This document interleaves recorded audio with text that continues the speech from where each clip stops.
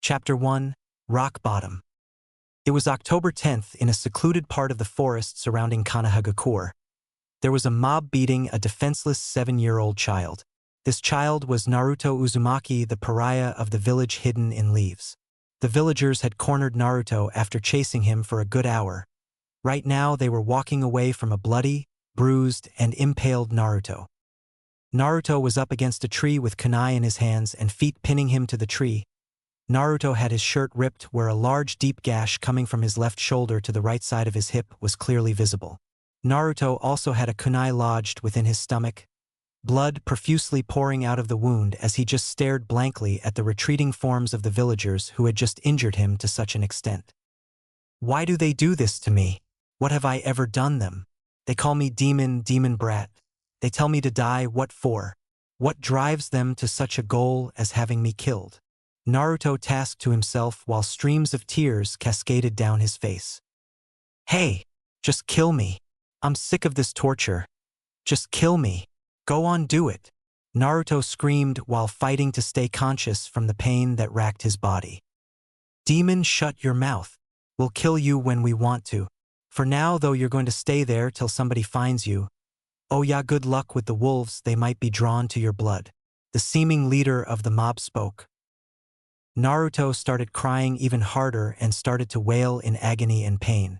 Please, however, I heal so quickly. Don't work. I just want my life to be over. I can't stand this pain. Naruto prayed. Naruto felt something in his mind, something that seemed like it was hurting or sad. The feeling had a muffled feeling, almost like the true strength of whatever it was wasn't shining out to its potential. That is until he heard a woman's voice screaming in his mind. Naruto Uzumaki, if you ever wish for death or plead for somebody to grant you that wish, I will personally put you through the hardest training regime that you will ever go through. Now shut up and go talk to your sensei while I heal your wounds. The voice spoke in a commanding tone, leaving no room for argument. Naruto was scared even more so than what the villagers could ever cause. After the voice had stopped talking and everything was quiet, Naruto let out a blood-curdling scream as he felt as if his eyes were being slowly cut from his sockets. Naruto blacked out, slumping with his head forward, the kunai slowly cutting through his palms. In Naruto's mindscape, Naruto awoke in a strange place. The atmosphere of the room was warm and inviting while the room itself was made of cold, hard brick. Naruto stood up, noticing none of the previous injured he had sustained from the villagers attacking him were on his body. Hello? Anybody there? Naruto asked to the room. Naruto wasn't expecting an answer as he figured he was dead, and this was just a place Kami kept demons like him. Naruto had been influenced by the villagers to think of himself as demon even though he knew deep down it wasn't true, but found that to be the only explanation to why so many people wanted him dead. So when Naruto did hear a response, it was frightening, even though the voice was like the atmosphere of the room was warm and inviting. Ah, Naruto, I finally get to meet you. The voice called out, my name is Hagoromo, but you can call me Hagoromo-sensei. Hagoromo finished warmly while revealing himself. Hagoromo was around 6 feet 3 inches with white hair, purple glowing eyes, a lean muscular type body, and a warm inviting smile. Naruto was stunned. Hagoromo-sensei? Why would I call you that? Are you a demon just like me?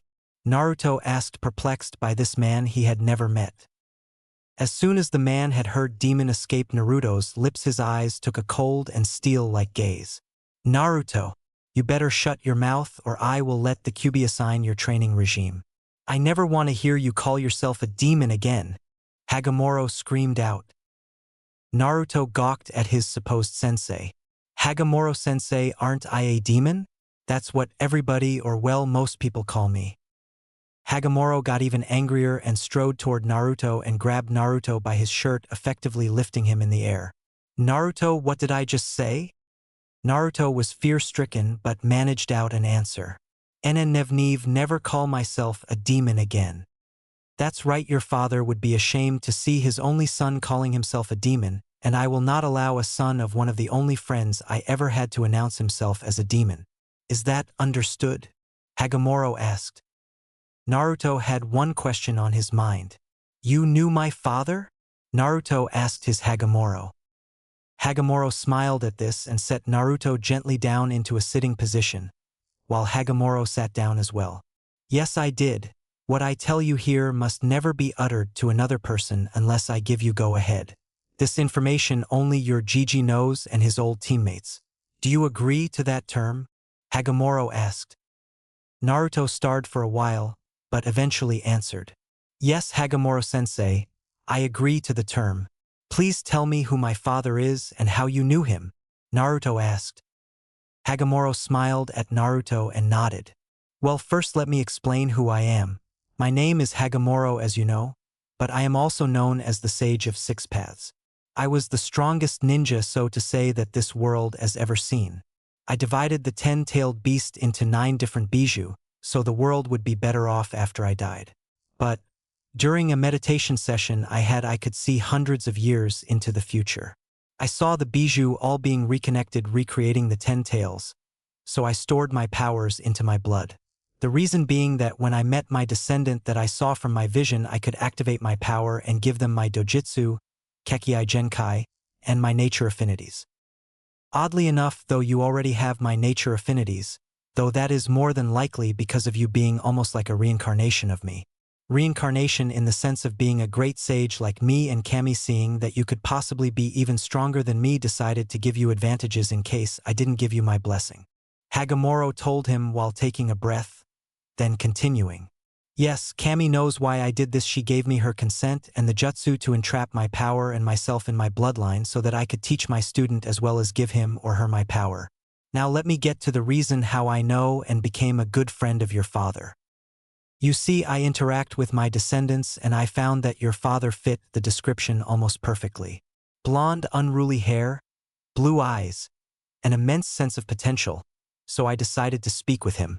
You see, I don't have to give a descendant, I speak to my power, it is my choice, so I spoke with your father and he was just like you, speechless as I told him everything. I noticed something though, your father almost fit the description. He didn't have the birthmark I saw on my prophecy child. You see, your whisker marks are like my horns. Hagoromo told Naruto while pointing up at his horns. They are marks that show we have potential to be something greater than a normal person could be. I do not know why this is. Kind of weird if you ask me, that extraordinary birthmarks show greatness. Anyways, Kami came to me and told me my suspicions were true. That the boy I had taken such a liking to was not the child of my prophecy, but the father. So I did all I could to enhance your father's skills. I gave him training regimes, jutsu training, speed, strength, chakra control training, and your father turned out to be an amazing shinobi, who was admired and feared by all ninja in the world. Although he wasn't my disciple, I still saw him as one of my closest and only friends that I had ever had, so I trusted him and told him a secret. I told him that his son would be the person of my prophecy, and he was shocked to hear he was going to have a son, but eventually accepted it, delighted that he would have a son who would accomplish so much and become so strong even to rival me. Now let me tell you who your father was. Your father was none other than the 4th Hokage, the Yondaime Hokage. Hagoromo finally finished his long speech with Naruto accepting and absorbing every piece of information that came from his new sensei. That is, until he heard who his father was. Hagoromo-sensei, thank you for telling me everything about my father and what I am to become. I'm glad to know that my father was such an admirable person and that he took down the Kyuubi, the second most powerful bijou to have ever lived other than the 10 tails. Naruto told Hagoromo. Hagoromo rubbed the back of his head sheepishly. You're welcome, Naruto, but I have to tell you something. You know what? Never mind, I'll show you. Narumi, come in her. Hagoromo yelled. A new person came in and tackled Naruto, so he was laying on the ground and instantly wrapped him into a hug. The person who just tackled Naruto was a beautiful woman. She had shoulder-length crimson silky hair. She looked to be about 15 or 16, although Naruto could already feel some large assets squishing into his chest. From the hug, Naruto could tell that she had a very beautiful body. Wow, beautiful, Naruto thought to himself. Excuse me, Narumi, right? May I know why you are hugging me so fiercely and why you are here? Naruto asked. The girl smiled and let go. Sitting right next to Naruto, she began to speak. Well, Naruto, for one, I am the Kyuubi no Kitsune, but please call me by my name, Narumi. I am here because I was sealed inside you by your father. We are in the part of your mindscape that serves as my cage. Now please let me explain why I was attacking your village. I was attacking your village because, well, I honestly don't remember. I remember being forced out of your mother and running to the forest. I went to a cave on the outskirts of Konoha, then I remember seeing some slit yellow eyes as well as a pair of Sharingan, then I was in here. Narumi told him sadly. Well, Naruto, Kuin, the reason why I hugged is because I'm happy you didn't die. I have grown to admire you, always striving forward, never letting people's words truly get you down. Your determination and self-confidence has made me admire you, and I just don't wish to see somebody that I admire so much wish for death. But if you ever, and I mean ever, wish for death again, I will absolutely put you through the hardest workout you will ever encounter. Do I make myself clear? Narumi asked. Naruto was taken back from her protectiveness for him. Narumi, I understand. But why do you care so much, and were you sealed inside my mother? Naruto asked curiously. Narumi sadly smiled. Yes, I was sealed inside your mother. She was also an incredible ninja. You see, Uzumaki females are able to control Bijou relatively well for some odd reason, the best out of all clans, to be honest. She was my last container and my best friend. She said, a tear coming to her orange eyes. She would always talk about how she was going to train you and watch over you when she was pregnant with you, but when you were born the seal weakened so much that I was expelled out. I had no idea what was going on, so I ran as fast as I could. I have no idea what happened to your mother. All I know is that I miss her terribly. She continued, her voice straining to keep herself from crying. On another note, I can't wait to see what happens when Hagoromo infuses you with his power, she said with a forced tone of happiness. Oh my Kami, it's going to be exciting. You will never have to worry about being hurt by a villager or a ninja again, because Hagoromo and I will train you until you are the most powerful shinobi this world has ever seen. Right, Hagoromo? Narumi asked the sage. Hagoromo smiled sadly. Well, actually, Narumi, once I give Naruto my power, I will only have enough power to be live in Naruto's mind for another year. But none of that matters, as we will have you extremely powerful even if you will only be 8 when I have to go. I need to tell you, Naruto, of the finer details of what will happen. First off, you will gain my Jujutsu. Don't worry, Narumi here knows all about it, and by the time I have to leave, if you still have questions, she can answer them. Hearing that the man who had been her friend and companion since she had been sealed inside the boy, as well as a father to her since she had been created, was the last straw for Narumi, and she fell to her knees openly sobbing. Naruto instinctively leaned over and pulled the fox girl into a tight, comforting hug. Smiling at the young boy's kindness, the wise sage continued. Anyways, with my Jujutsu, once you gain the Rinnegan, your eyes usually stay like that. However, I have tampered with my genetics a little, and I seem to have made it even more powerful, along with giving you the ability to shift from the Jujutsu to your blue eyes. The reason why I changed that aspect is so nobody will suspect you of having the most powerful and rare Jujutsu this world has ever seen. Be warned though, your eyes will feel like they were slowly pulled out of the sockets because I started the procedure when you proceeded to pass out. I also had 2 Kekii Genkai. They were called Wood Release and Storm Release. They are the most powerful and useful Kekii Genkai I have ever come across. You will also inherit both. Now for your body and chakra. Your body will grow a couple of inches and gain much more definition, creating a perfect limber and agile body for the taijutsu Narumi and I will teach you. Your chakra will grow exponentially, even more so than you have right now, and you have much more than most jounin have. You will more than likely have as much chakra as 2 Kages. Do not interrupt me yet, Hagoromo told Naruto and Narumi. Hagoromo continued, seeing that they both stopped their question. Now, as for your chakra control, you will have chakra control the level of a Kage.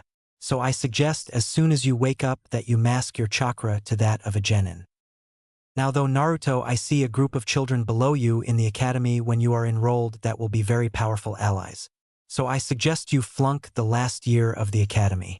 Now before you ask me why the hell you would ever flunk an exam on purpose, hear me out. Naruto closed his mouth as the sage had taken the words right from him. I believe you should flunk for these reasons. If you gain power too quickly in the eyes of the civilian council, then they will send assassins after you, or they will capture you and put you in a program raising you to be a mindless killing machine with no emotions. That is why I suggest you flunk your graduation exam, and also if you fail the first time it won't be raising any suspicion of, excuse me for what I'm about to say, how the demon brat got so strong with nobody to love or teach him. I'm very sorry for what I just said, Naruto. The child nodded, accepting his apology.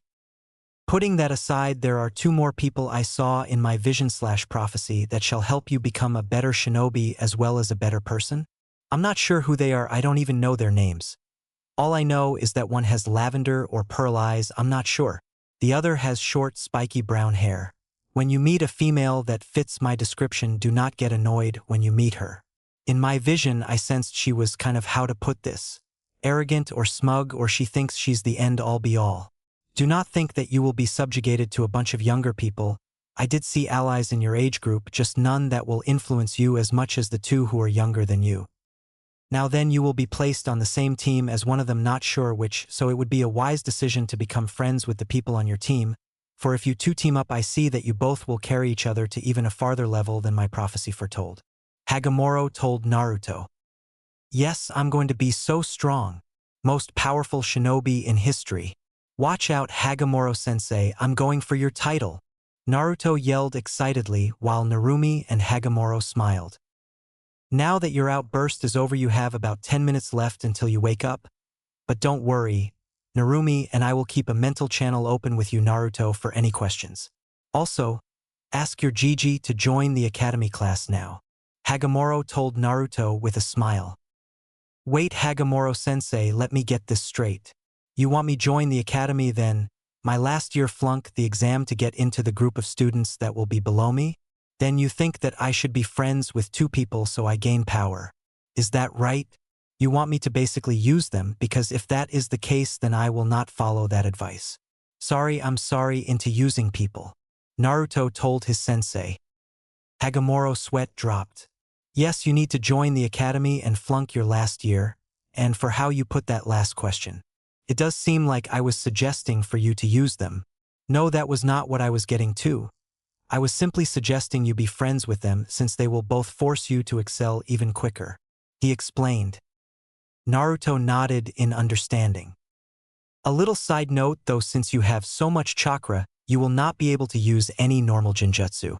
Now Naruto, wake up, your Gigi is worried sick. We will begin your training when you go to sleep tonight. Hagoromo told Naruto as he expelled him from his mind. Narumi-chan, control yourself. I know that you want to be with Naruto because you see him as the only possible mate.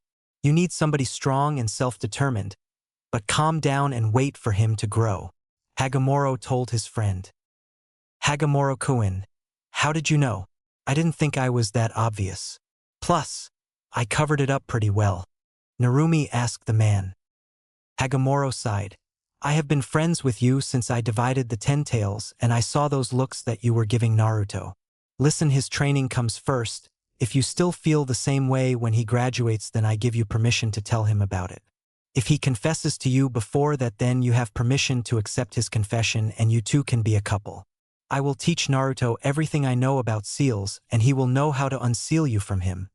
For I know that you have liked him since before I made my presence known. Hagoromo told his oldest friend. Narumi blushed and gasped at the information. Hagoromo-kun, I do not just want to get out. If that's what you're thinking, then don't. Plus, how would you even get the idea of him liking a demon? A demon who ruined his life? Narumi asked Hagoromo. Narumi-chan, Naruto was stealing glances at you just as much, if not more than you stealing glances at him. Hagoromo explained. Narumi got a slight sliver of hope and held onto it for dear life. In the hospital, the Hokage Sarutobi Hiruzen had been sitting right by Naruto's bed after finding him in his crystal ball and getting to where Naruto was. Sarutobi found Naruto passed out and took him to the hospital, worried for his adopted grandson. Sarutobi, deep in thought, suddenly felt a huge blast of chakra that almost scared him. But then it was suddenly gone. As he looked up, he saw Naruto sitting up in his bed. Hey Gigi, thanks for the help. Can I join the academy? Naruto asked hopefully while Sarutobi sat there stunned. Where did that come from? Sarutobi asked himself. Chapter 2 School begins. The Hokage Sarutobi Hiruzen had been sitting right by Naruto's bed after finding him in his crystal ball and getting to where Naruto was. Sarutobi found Naruto passed out and took him to the hospital worried for his adopted grandson. Sarutobi, deep in thought, suddenly felt a huge blast of chakra that almost scared him. But then it was suddenly gone. As he looked up, he saw Naruto sitting up in his bed. "Hey Gigi, thanks for the help. Can I join the academy?" Naruto asked hopefully while Sarutobi sat there stunned. "Where did that come from?" Sarutobi asked himself. "Naruto, how are you feeling?" Sarutobi asked. "Well Gigi, I'm well, fine I guess. What happened? How did you find me, and what about me joining the academy? Can I?" Naruto asked. Sarutobi gave a sad smile. "Naruto, you were attacked by the villagers again. I found you using a special item I have. Why do you want to join the academy all of a sudden?" Sarutobi asked Naruto curiously. Naruto gave a thoughtful look. "Naruto, don't tell the Hokage the real reason. He wouldn't believe you. Just tell him that you wish to learn to protect yourself and to finally start your journey for the Hokage hat," Hagoromo told Naruto. Naruto jumped a little when he heard the voice. "Oh Hagoromo-sensei, it's just you. Thanks for telling me what to say. I had no idea what to tell my Gigi. I feel kind of bad about lying to him though. But just to ask before I forget, why do I have to join the academy with my age group? Why can't I just not join until next year, so I'll be with the kids that I'll find my allies in?" Naruto asked Hagoromo in thought. "Well, you see Naruto, you want to be underestimated. You will more than likely be the most powerful ninja this world has ever seen, and even able to compete with Umbu in a year or 2 years. The more idiotic you act, the more you will be underestimated. Just make sure to flunk every test even if you know every answer. Also, when you have kunai and shuriken throwing tests, just hit 1 or 2, then you will be really looked upon as a weakling. I'm sorry you have to do this, but look at the bright side. By the time you become a genin, you could probably be as strong as a Hokage, and you'll only be 13 years old. Once you flunk the first year, then you will be able to step up your game, but only to mid-ranked in the class. I don't want you drawing attention to yourself until you are strong enough to fight off any enemies that you might encounter," Hagoromo explained to Naruto. "Wow, gee, thanks Hagoromo-sensei. I get to act like an idiot, and wait, you know what? I'll have a ridiculous crush on a girl that hates me. That could actually be fun. But who? I'll just wait until the time comes," Naruto told Hagoromo enthusiastically, happy he might be able to have some fun while doing this. Hagoromo chuckled at this. "Naruto, that's a good idea, but you might want to stop talking to me. Your Gigi is getting worried with all the facial expressions you're making," Hagoromo told Naruto with a laugh at the Hokage's "What the hell is he doing" face. "Oh sorry Gigi, I was spacing out. I want to join the academy to learn how to defend myself and to start my journey to becoming Hokage and taking that hat from you, old man," Naruto replied with a grin. Sarutobi gave a laugh and a smile. "Well, in that case Naruto, I'll sign you up right away. You'll start tomorrow. The academy starts at 7 a.m., so don't be late. I have a question though. Why were you out of your apartment? I thought you always stayed in your apartment on your birthday," Sarutobi asked. Naruto gave a sheepish smile. "Well Gigi, I kinda got hungry, and I didn't have any food, so I went to a Chiraka's ramen stand, and after I had finished eating, I was heading back to my apartment when a mob spotted me. I ran, but was caught. Then well, you know what happened next." Sarutobi gave a sad smile and a nod. "I'm truly sorry Naruto. I should have been there for you. If it wasn't for that damn council, I would have been," Sarutobi explained. Naruto gave a dismissive gesture. "It's all good Gigi. As you can, I'm fine now, but can we leave? I hate hospitals," Naruto asked, hoping he could leave this wretched place. Sarutobi gave a nod and went over to Naruto's clean clothes and handed them to him. "Here you go Naruto," Sarutobi said. "Thanks Gigi," Naruto told Sarutobi as he got out of bed and put on his clothes.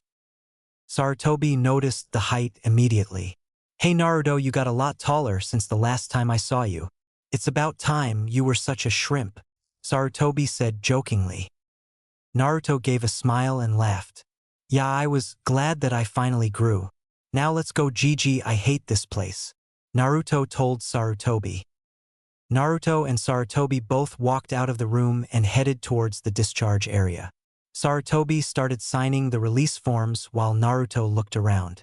He saw many people staring at him, but it wasn't hateful glares, it was a look that said, "What the hell happened to him?" Naruto laughed and shook his head. "Guess they don't know what to say about my new body," Naruto thought. Naruto and Sarutobi walked out of the hospital with Sarutobi heading to the Hokage Tower and Naruto heading towards his apartment. "Bye, Gigi. I'll see you later," Naruto yelled as he started to run home. "Bye, Naruto," Sarutobi yelled back. Naruto was running in the street, marveled at his new speed. "Hagoromo-sensei, what is this? Why am I so much faster? I feel stronger too," Naruto asked. "Well, Naruto, it has to do with my Jujutsu. You see, my Jujutsu is by far the most powerful when used correctly, and yours is even stronger than mine was.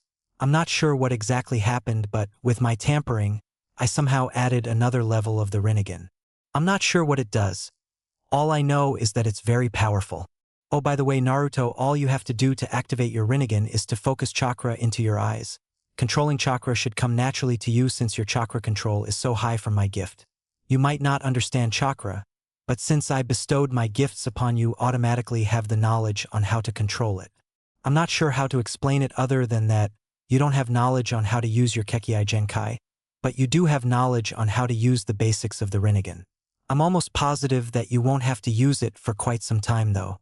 Nevertheless, I will teach you how to properly wield the Rinnegan for when you must use it," Hagoromo told Naruto.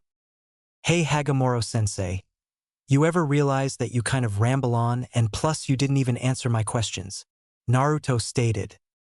Hagoromo rubbed the back of his head. "Sorry, Naruto.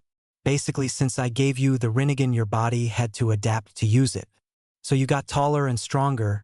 The reason why you became stronger is because your body had to be strong enough to use the Rinnegan without destroying itself. As for why you got taller, I have no idea. Maybe Kami felt bad for you and decided to make you taller," Hagoromo told Naruto with a grin. "Haha, very funny, sensei. It was so funny that I just forgot to laugh," Naruto stated angrily. Naruto hurried up and got to his apartment.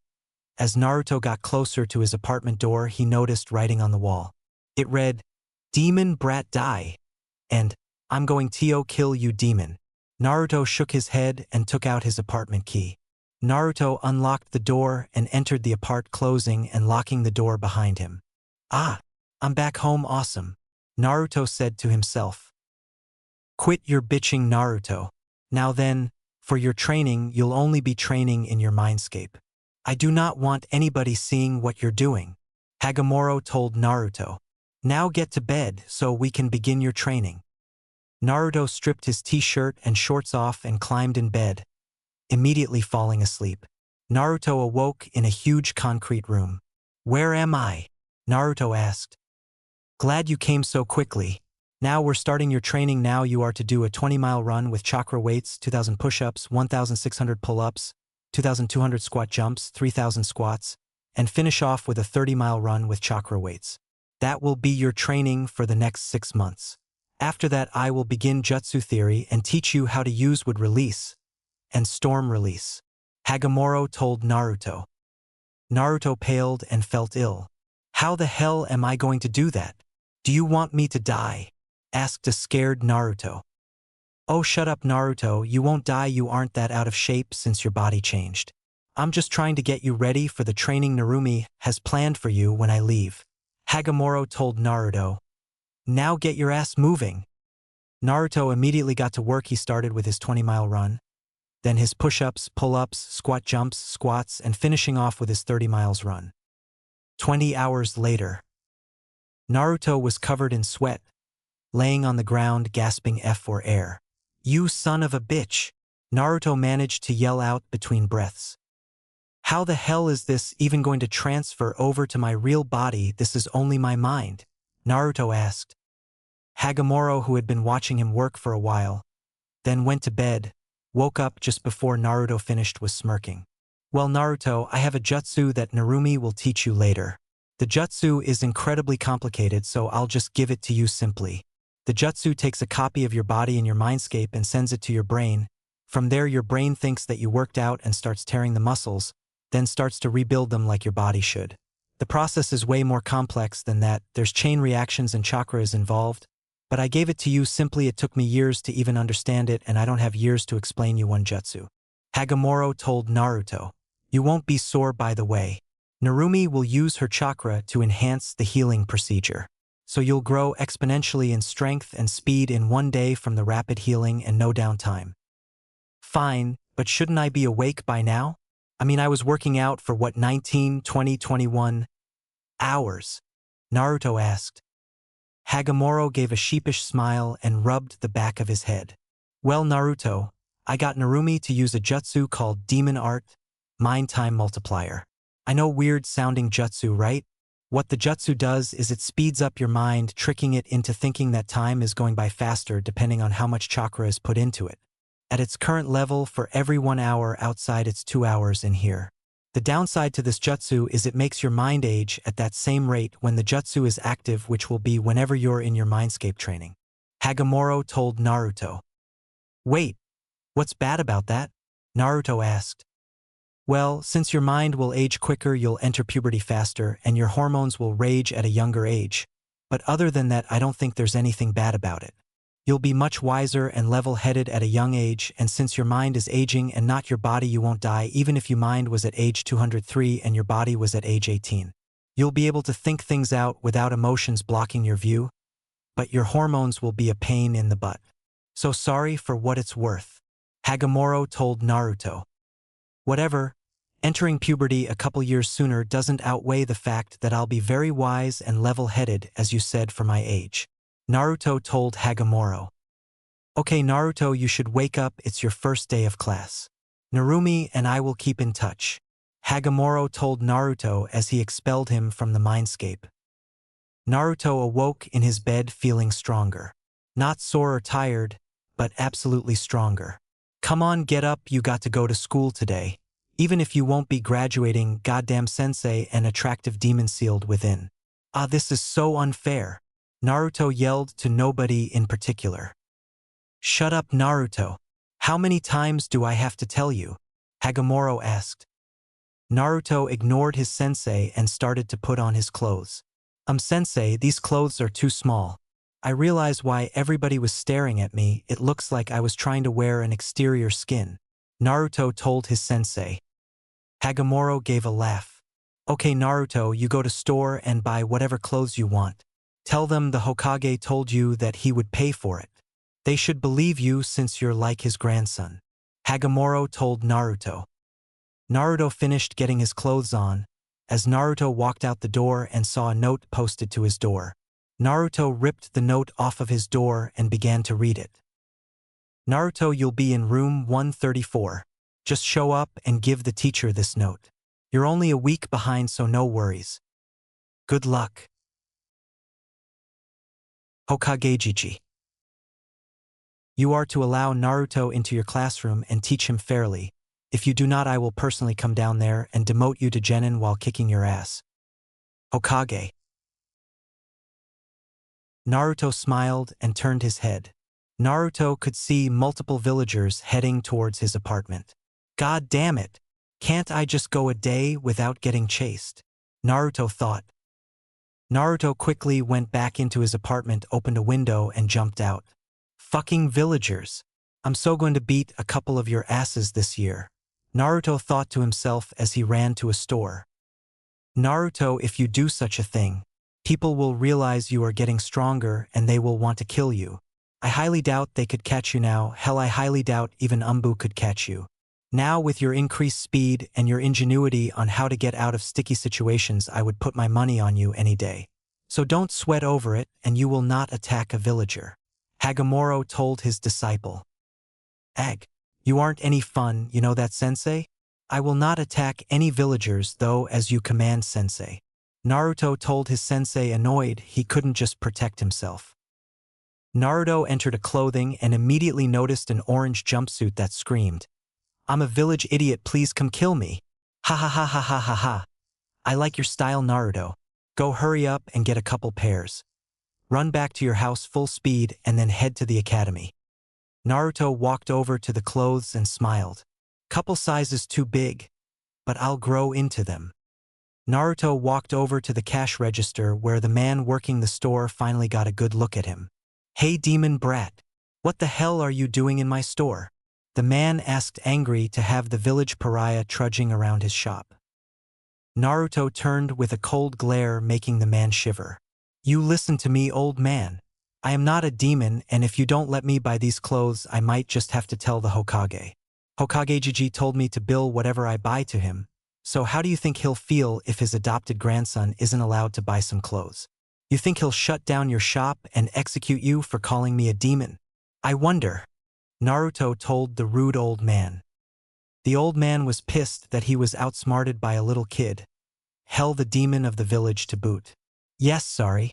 Here, let me ring these up for you, the old man said as he grabbed the clothes harshly out of Naruto's hands and started to ring them up. Here you are, sir.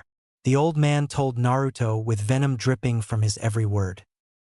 Naruto took the clothes from off the counter that they had been set on and ran full speed out the door.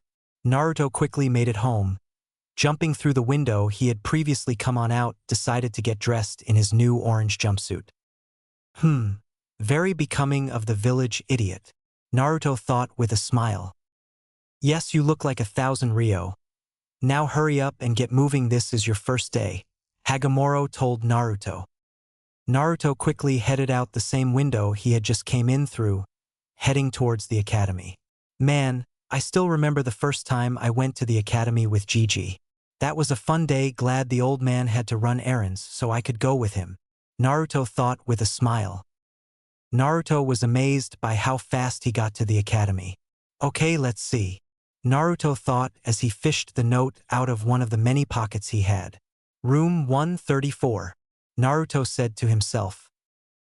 Naruto walked around looking at all of the room until he stumbled across his classroom. Naruto entered the room to see the class had just started. Hello there, what can I help you with? The teacher asked. He was 5 feet 10 inches, lean and muscular, he had white hair, long hair. Oh, I'm sorry for interrupting, I'm a new student here, the Hokage gave me a note, Naruto said as strode forward and handed the teacher the note. The teacher took the note and immediately scowled. The demon. I'll make sure to flunk him by the time graduation happens, the man thought. Okay, Naruto Uzumaki. I'm going to be your sensei, my name is Mizuki. Would you like to introduce yourself to the class? Mizuki asked. Naruto inwardly laughed. Man, this guy definitely does not like me. I see it in his eyes. Same look I get from the villagers, Naruto thought. You sure, Mizuki-sensei? Hi, I'm Naruto Uzumaki. I like ramen and training, I dislike many things, but I don't feel I should have to tell you. My dream is also none of your business, as I will be ridiculed for it, Naruto told the class as he walked to the back and took a seat. A kid with a dog on top of his head got angry. What was that? All he told us was his name, the kid screamed out. Yeah, I agree, a pink-haired girl screeched out. Even if he is the demon, we should know more about him, so we can counter whatever he's thinking, the pink-haired girl thought. Naruto raised an eyebrow. Hey Pinky, isn't your name Sakura Haruno? Naruto asked. The now known Sakura raised an eyebrow. Yes, I am, what's it to you? Sakura asked. Oh, nothing. I just remember saving a girl, I became friends with, her name was Sakura. We were great friends until one day she stopped talking to me. I saw a bunch of bullies a couple years ago picking on her and decided to help. The odd thing is, when I saved her from getting beat up from 3 boys, she ran away telling me that I was a demon and I should go die. You wouldn't know anybody like that, would you? Naruto asked, angry that he now recognized his old friend. Sakura just shriveled up in her seat. Oh, okay, I see you're my ex-friend and girl I saved. Okay, well, nice to see you again. But why aren't you calling me a demon? Come on, say it. Call me a demon, Naruto yelled at her. Mizuki and the class, who had been watching the incident, all had a look of confusion on their face. Excuse me, Naruto, why are you yelling at a Sakura like that? A pale girl with lavender eyes asked. Naruto turned and a smile was placed on his face. Ah, Hinata-chan. Good to see that you didn't lose that stutter. How have you been? Naruto asked. Hinata's face went blank, but she grabbed all of her stuff and walked to the back of the room and sat next to Naruto. Mizuki and the class were confused. All right class, enough drama for today. We'll be starting on the history of the Hokages. Mizuki told the class. Naruto immediately ignored him, hearing a voice in his head. Naruto, do not listen. I will give you my own history lesson in a blink of an eye, Hagoromo told Naruto. Naruto was about to ask what he was talking about until a flood of information came in. What the hell was that? Naruto thought to himself. Oh, well, you see, with how long I have been trapped in my own blood, I have picked up a lot of knowledge when I was bored and would listen in. I hope you don't mind, I only get to do that 3 times just as warning, Hagoromo told Naruto. Wait, so you're telling me that you just used one of those 3 times to give me a history lesson? Naruto asked. No, you idiot. I just gave you in-depth knowledge of almost every battle, tactic, leadership skills that the first, second, and fourth Hokage ever used or were in. What that did was it gave you knowledge on how to use tactics and how to be a leader, which you would only get from many years of fighting. I gave you this knowledge because I want my disciple to be an amazing leader with tactics and know how to use battle strategies. You'll be able to be in a fight and see an attack coming, and you'll automatically know from all of the combined knowledge of the first, second, and fourth what could counter it and where to place your team, Hagoromo told Naruto. Naruto, I will be using this knowledge transfer 2 other times. I'll use it when I'm teaching you the wood release and storm release jutsu. Teaching you both only counts as one since it is classified as Kekkei Genkai. Kami made rules for me on how many times I could transfer knowledge and how much, and since it's classified as Kekkei Genkai, I'm going to be giving you all of my jutsu on them, and it will only count as one. Loopholes, got to love them. The other time I will give you my wisdom is when I teach you my taijutsu style. The style I will teach you is the most powerful taijutsu style ever known to man. Well, besides a demon style, which I'm sure Narumi will teach you 1 or 2. Anyways, this style is what the Hyuga clan taijutsu and many others are based off of. Unlike the Hyuga clan taijutsu, you won't be on the ground not moving, you will be agile like the monkey taijutsu, powerful like the tiger taijutsu, and very unpredictable like the true dragon taijutsu. In close quarters combat, nobody will be able to defeat you, Hagoromo finished off. Well, almost anybody, if a demon were to be unleashed and they used taijutsu on you, would be in for a very hard fight. Hagoromo finished, really stopping this time. Naruto started to shift through some memories and saw the battle of First Hokage and Madara Uchiha. This could be very cool, Naruto thought to himself. Naruto noticed the Mizuki was still talking, then looked to his side and saw a blushing Hinata Hyuga.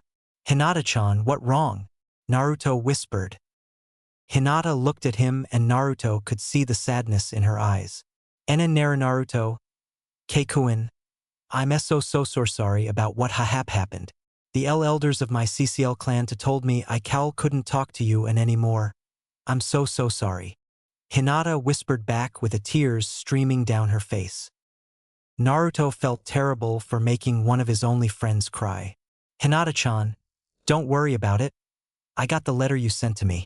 I thank you for trying to keep in contact. But listen, you can't hang out with me at all this year. The reason being is because I have to flunk. I'll explain everything later when I can. I'll try to talk to you when I can. But please, I don't want you getting in trouble. Just know that we are still friends and go sit in a seat not near me. I'm sorry it has be this way, Naruto told Hinata. Hinata was about to argue, but saw the pleading and sadness in Naruto's eyes and only nodded. Hinata got up, grabbed all of her items, and sat at her old seat. This got many looks wondering what happened, but all they could see was a sad-looking Naruto and a Hinata who looked like she had been crying. Baka! What did you do to Hinata? A girl with blonde hair screamed, interrupting Mizuki's speech. Naruto got a cold look in his eyes. The usual warm, deep blue eyes of Naruto now looked like a frozen wasteland where life could exist, and it frightened anybody who saw his eyes. A brooding boy who had a duck-ass hairstyle was even afraid. Hey Dobe, stop and answer her question, this brooding boy told him. You will not demand anything of me. I'm guessing you're an Uchiha and by the looks of it Itachi's younger brother. So that could only mean you're Sasuke. Why don't you stay out of mine and Hinata-chan's business? Naruto told Sasuke. And you Blondie, I do not like to be accused of things and being called a baka. I suggest you mind your own business as well. Naruto told the blonde. Ino, it's fine he told me something and I got emotional, don't think too much into it. Hinata told the now known Ino. Hey Dobe, don't you ever call me Itachi's brother. I'm not even related to that bastard, Sasuke screamed. Naruto gave a chuckle. There you go making demands again. I will do as I wish when I wish, you have no control over me Uchiha. I do not care which clan you are a part of or what dojutsu your clan might possess. You are just a brooding, arrogant, self-righteous emo asshole. So don't think you have any control over me. Naruto as he placed his head back on the desk. Sasuke, Sakura, and Ino were beyond angry. How dare he insult my clan? How dare he insult Sasuke-kun? Were their thoughts. They all were about to speak up when Mizuki did. That's enough. I do not want any more interruptions today. Mizuki told them. If that kid weren't a demon I could actually like him. Put the Uchiha right in his place. Mizuki thought. Mizuki began his history lesson again as Naruto fell asleep thinking this is going to be a very hard next 5 years. Chapter 3, Graduation Day. Last time. They all were about to speak up when Mizuki did. That's enough. I do not want any more interruptions today. Mizuki told them. Ha ha ha ha ha. If that kid weren't a demon I could actually like him. Put the Uchiha right in his place. Mizuki thought. Mizuki began his history lesson again as Naruto fell asleep thinking this is going to be a very hard next 5 years. Time skip 10 months. Naruto's age. 7. Naruto's mental age. 8. Mindscape. Naruto stood in at 4 feet 8 inches and was very muscular with lean, strong muscle going from head to toe. Naruto stood in front of a smoldering crater exhausted. Good Naruto. Hagoromo and Narumi both told Naruto. Naruto turned and bowed. Thank you Hagoromo-sensei. Narumi-sensei. Naruto told them. Naruto, it seems that you have really gotten the storm release and would release jutsu down. You are truly gifted in ninjutsu, however it is time for you to gain my taijutsu form. It's called Sage Fist. Your stance will look a lot like you're going to fight in snake form, but that is only because snake form was based off of this taijutsu style. The reason being is because the snake taijutsu style is based on speed and precision and the Sage Fist uses the best starting stance for speed and precision. Anyways, enough rambling. I want to tell you I won't be able to stay for a year like I planned. Once I use up my last knowledge transfer I must leave and speak with Kami. She failed to mention this until just a couple months ago. I have taught you every jutsu for storm release and would release that I know and believe to be out in the world. You are proficient in air, fire, lighting, and water. You must learn earth and master it.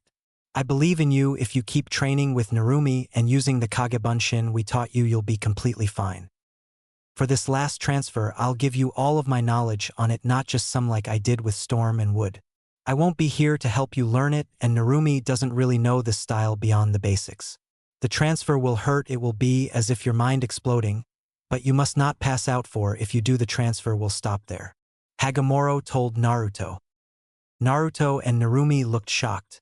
But Hagoromo-sensei, I'll miss you, isn't there any way for us to still speak?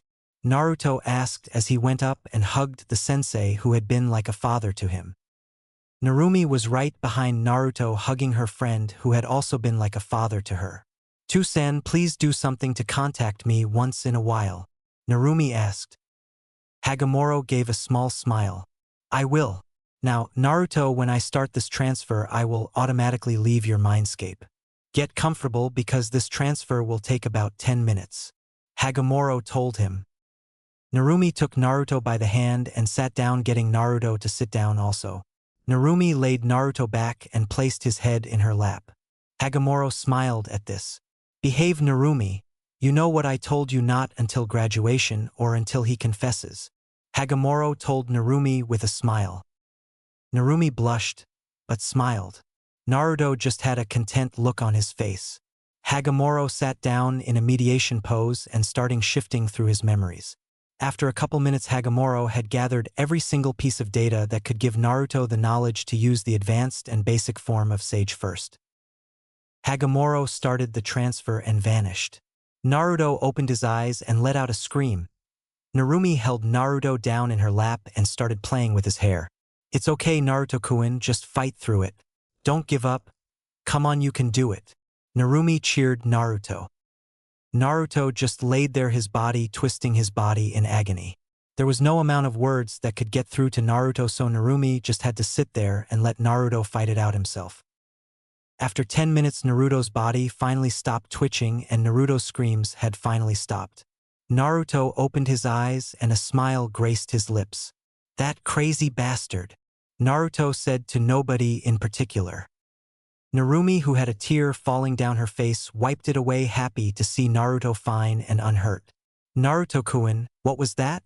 Narumi asked. "That crazy bastard, Hagoromo-sensei, gave me every piece of knowledge he ever had on taijutsu. That's why it took so long. I can now effectively counter any taijutsu that is based off of the Sage Fist," Naruto told Narumi. Narumi's eyes went wide. "I can't believe he did that. That could have killed you," Narumi screamed. "Oh, Narumi-sensei. Calm down, I made it out alive, didn't I?" Naruto asked. Question: Why did you call Hagoromo-sensei your Tusan? "Oh well, when Tusan divided the 10 tails into the 10 bijou, we were all babies. He took us all home and nurtured and cared for us. He became a father to all of us bijou," Narumi answered. "Well, okay, thanks for answering, Narumi-sensei. But if you don't mind, I really just want to go to bed. That took a lot out of me," Naruto told Narumi. Narumi nodded her head, understanding. "All right, Naruto-kun, you can leave and go to bed." Naruto got up and gave Narumi a quick hug, then disappeared from his mindscape, getting a full night's rest. "Damn you, Tusan. I swear if Naruto-kun is taken by graduation day, I will personally ask Kami to hit you for me," Narumi declared. Time skip 5 years. Naruto's age, 12. Naruto's mental age, 16. Naruto, now 5 feet 9 inches, was standing in front of a massive hole in a tree, breathing heavily. "Wow, Naruto-kun, you mastered the Rasengan pretty quickly. Took you only a couple weeks. Now we can train some more things," Narumi told Naruto with an evil glint in her eye, but acting seductive as well. Naruto shuddered.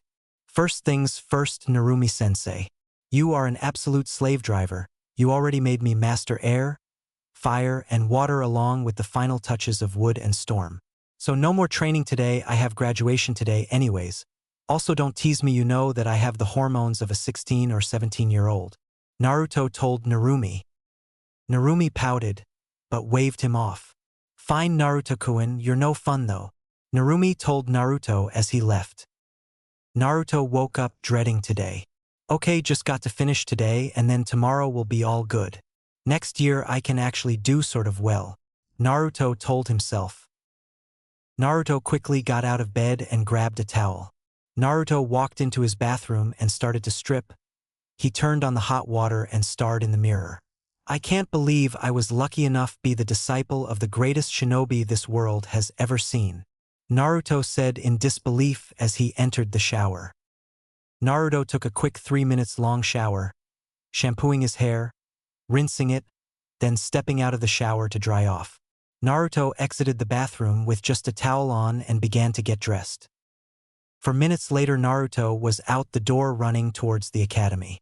"I wonder what Irika-sensei is going to say when I fail?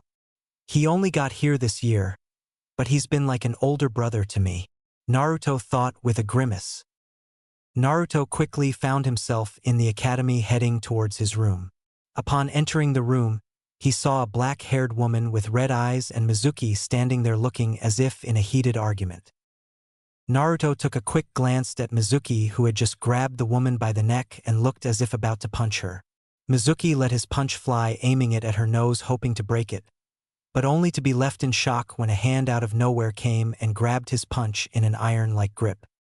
"You know, Mizuki-sensei, it's never polite to hit a woman," Naruto told Mizuki while staring him directly in the eyes. Brat, this has nothing to do with you. Now let go of my hand or I'll be forced to hurt you. Mizuki answered right back with anger flaring through his words. Naruto just increased the grip on his hand, making Mizuki wince, while grabbing Mizuki's hand that was around the woman's neck, choking her. Naruto twisted Mizuki's fist, forcing him to let go of the woman's neck, giving Naruto complete control of Mizuki's second hand. Before Mizuki knew what happened, he was shoved against the blackboard with both arms hoisted behind his back.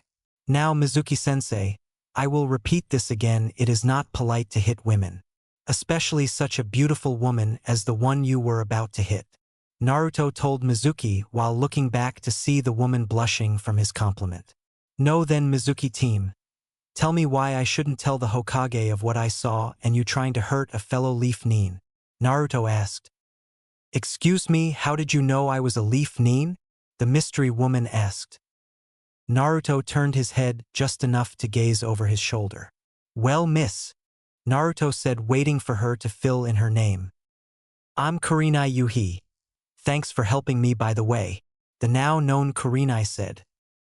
Ah well, Mississippi Yuhi. I noticed your leaf headband. Naruto told Kurenai. Now what exactly happened here? Naruto asked. Mizuki stayed silent, still trying to get out, only to have his arms wrenched higher. Well, Mizuki asked me here to discuss Hinata, who is like my little sister.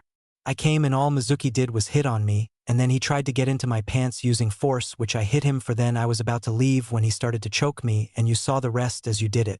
Kurenai explained. Really, Mizuki, is that what happened, you piece of shit?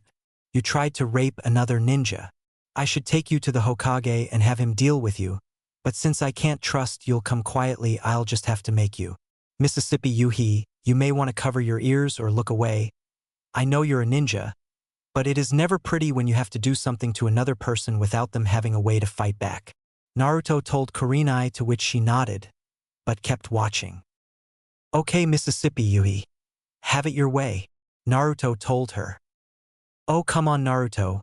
Don't do this, I'll come along peacefully, Mizuki pleaded with Naruto. No, you won't, you piece of shit. You'll just try to escape as soon as we leave, Naruto told Mizuki, wrenching his arms higher than humanly possible, dislocating both shoulder and breaking an arm. Ah, you fucking demon. I'll kill you for this, Mizuki screamed out in pain. Naruto's response was to turn Mizuki around and punch his directly in the face, knocking him unconscious. Miss Yuhi, would you mind taking this piece of trash to the Hokage? I'm sorry, I would normally do it myself, but I have class, you see, Naruto asked Kurenai. Kurenai gave a nod. Excuse me, but what is your name? I gave you mine but never got one in return, Kurenai asked. Naruto looked like he had just been punched in the face. Oh, I'm very sorry, where are my manners?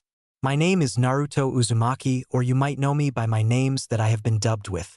Demon, Demon Brat, Spawn of the Kyuubi, Naruto said sadly. Kurenai gave a sad smile and went up and kissed his cheek. Well, Naruto, thank you for helping me. I'll take Mizuki here to the Hokage right away, Kurenai told Naruto while going over to Mizuki using Shunshin to get to the Hokage tower as fast as she could. Naruto just smiled and walked up to his usual seat. Irika ran in 2 minutes later. Naruto, is everything alright? Where's Mizuki? Irika asked. Naruto just gave a wave and a smile. Oh, Mizuki team? He's more than likely at interrogations right now for assaulting another leaf ninja. I don't know anything other than that, Naruto lied through his teeth. Irika gave a look of disbelief, but his look was settled when a group of students all entered. Hey, look, it's the Baka, Sakura and Ino yelled out. Naruto just laughed. Ha ha ha ha ha. Wow, that was funny. I hope you can come up with something you don't use every day. Now then, if that's all you've got to say, then please keep your mouth shut, Naruto asked with a smile on his face. Sakura got pissed and walked up to Naruto and took a swing, but was shocked when Naruto intercepted her swing like it was nothing, which sent her off balance and she fell onto the ground. Naruto just looked at the ground, then looked forward like nothing happened. Sakura got up off the floor and took another swing, aiming at the back of Naruto's head, smirking because it was his blind spot. Naruto ducked his head at the last second and grabbed her hand as she became unbalanced again because she threw all of her power and weight into the punch. Naruto flipped her over his back and she landed with her back on the desk Naruto was sitting at. Listen, Sakura, I'm sorry I had to do that, truly I am, but I'm sick and tired of you using me as your punching bag. You don't even know me, yet you treat me like I'm a disease that you might catch. Naruto told her as he released his hold on her arm, but got up and grabbed her hand, lifted her up, causing her to crash into his chest. Sakura looked up meekly to see a sad-looking Naruto. Again, Sakura, I am really sorry, but I only pretended to like you, so I could get some attention even if it was hate-filled.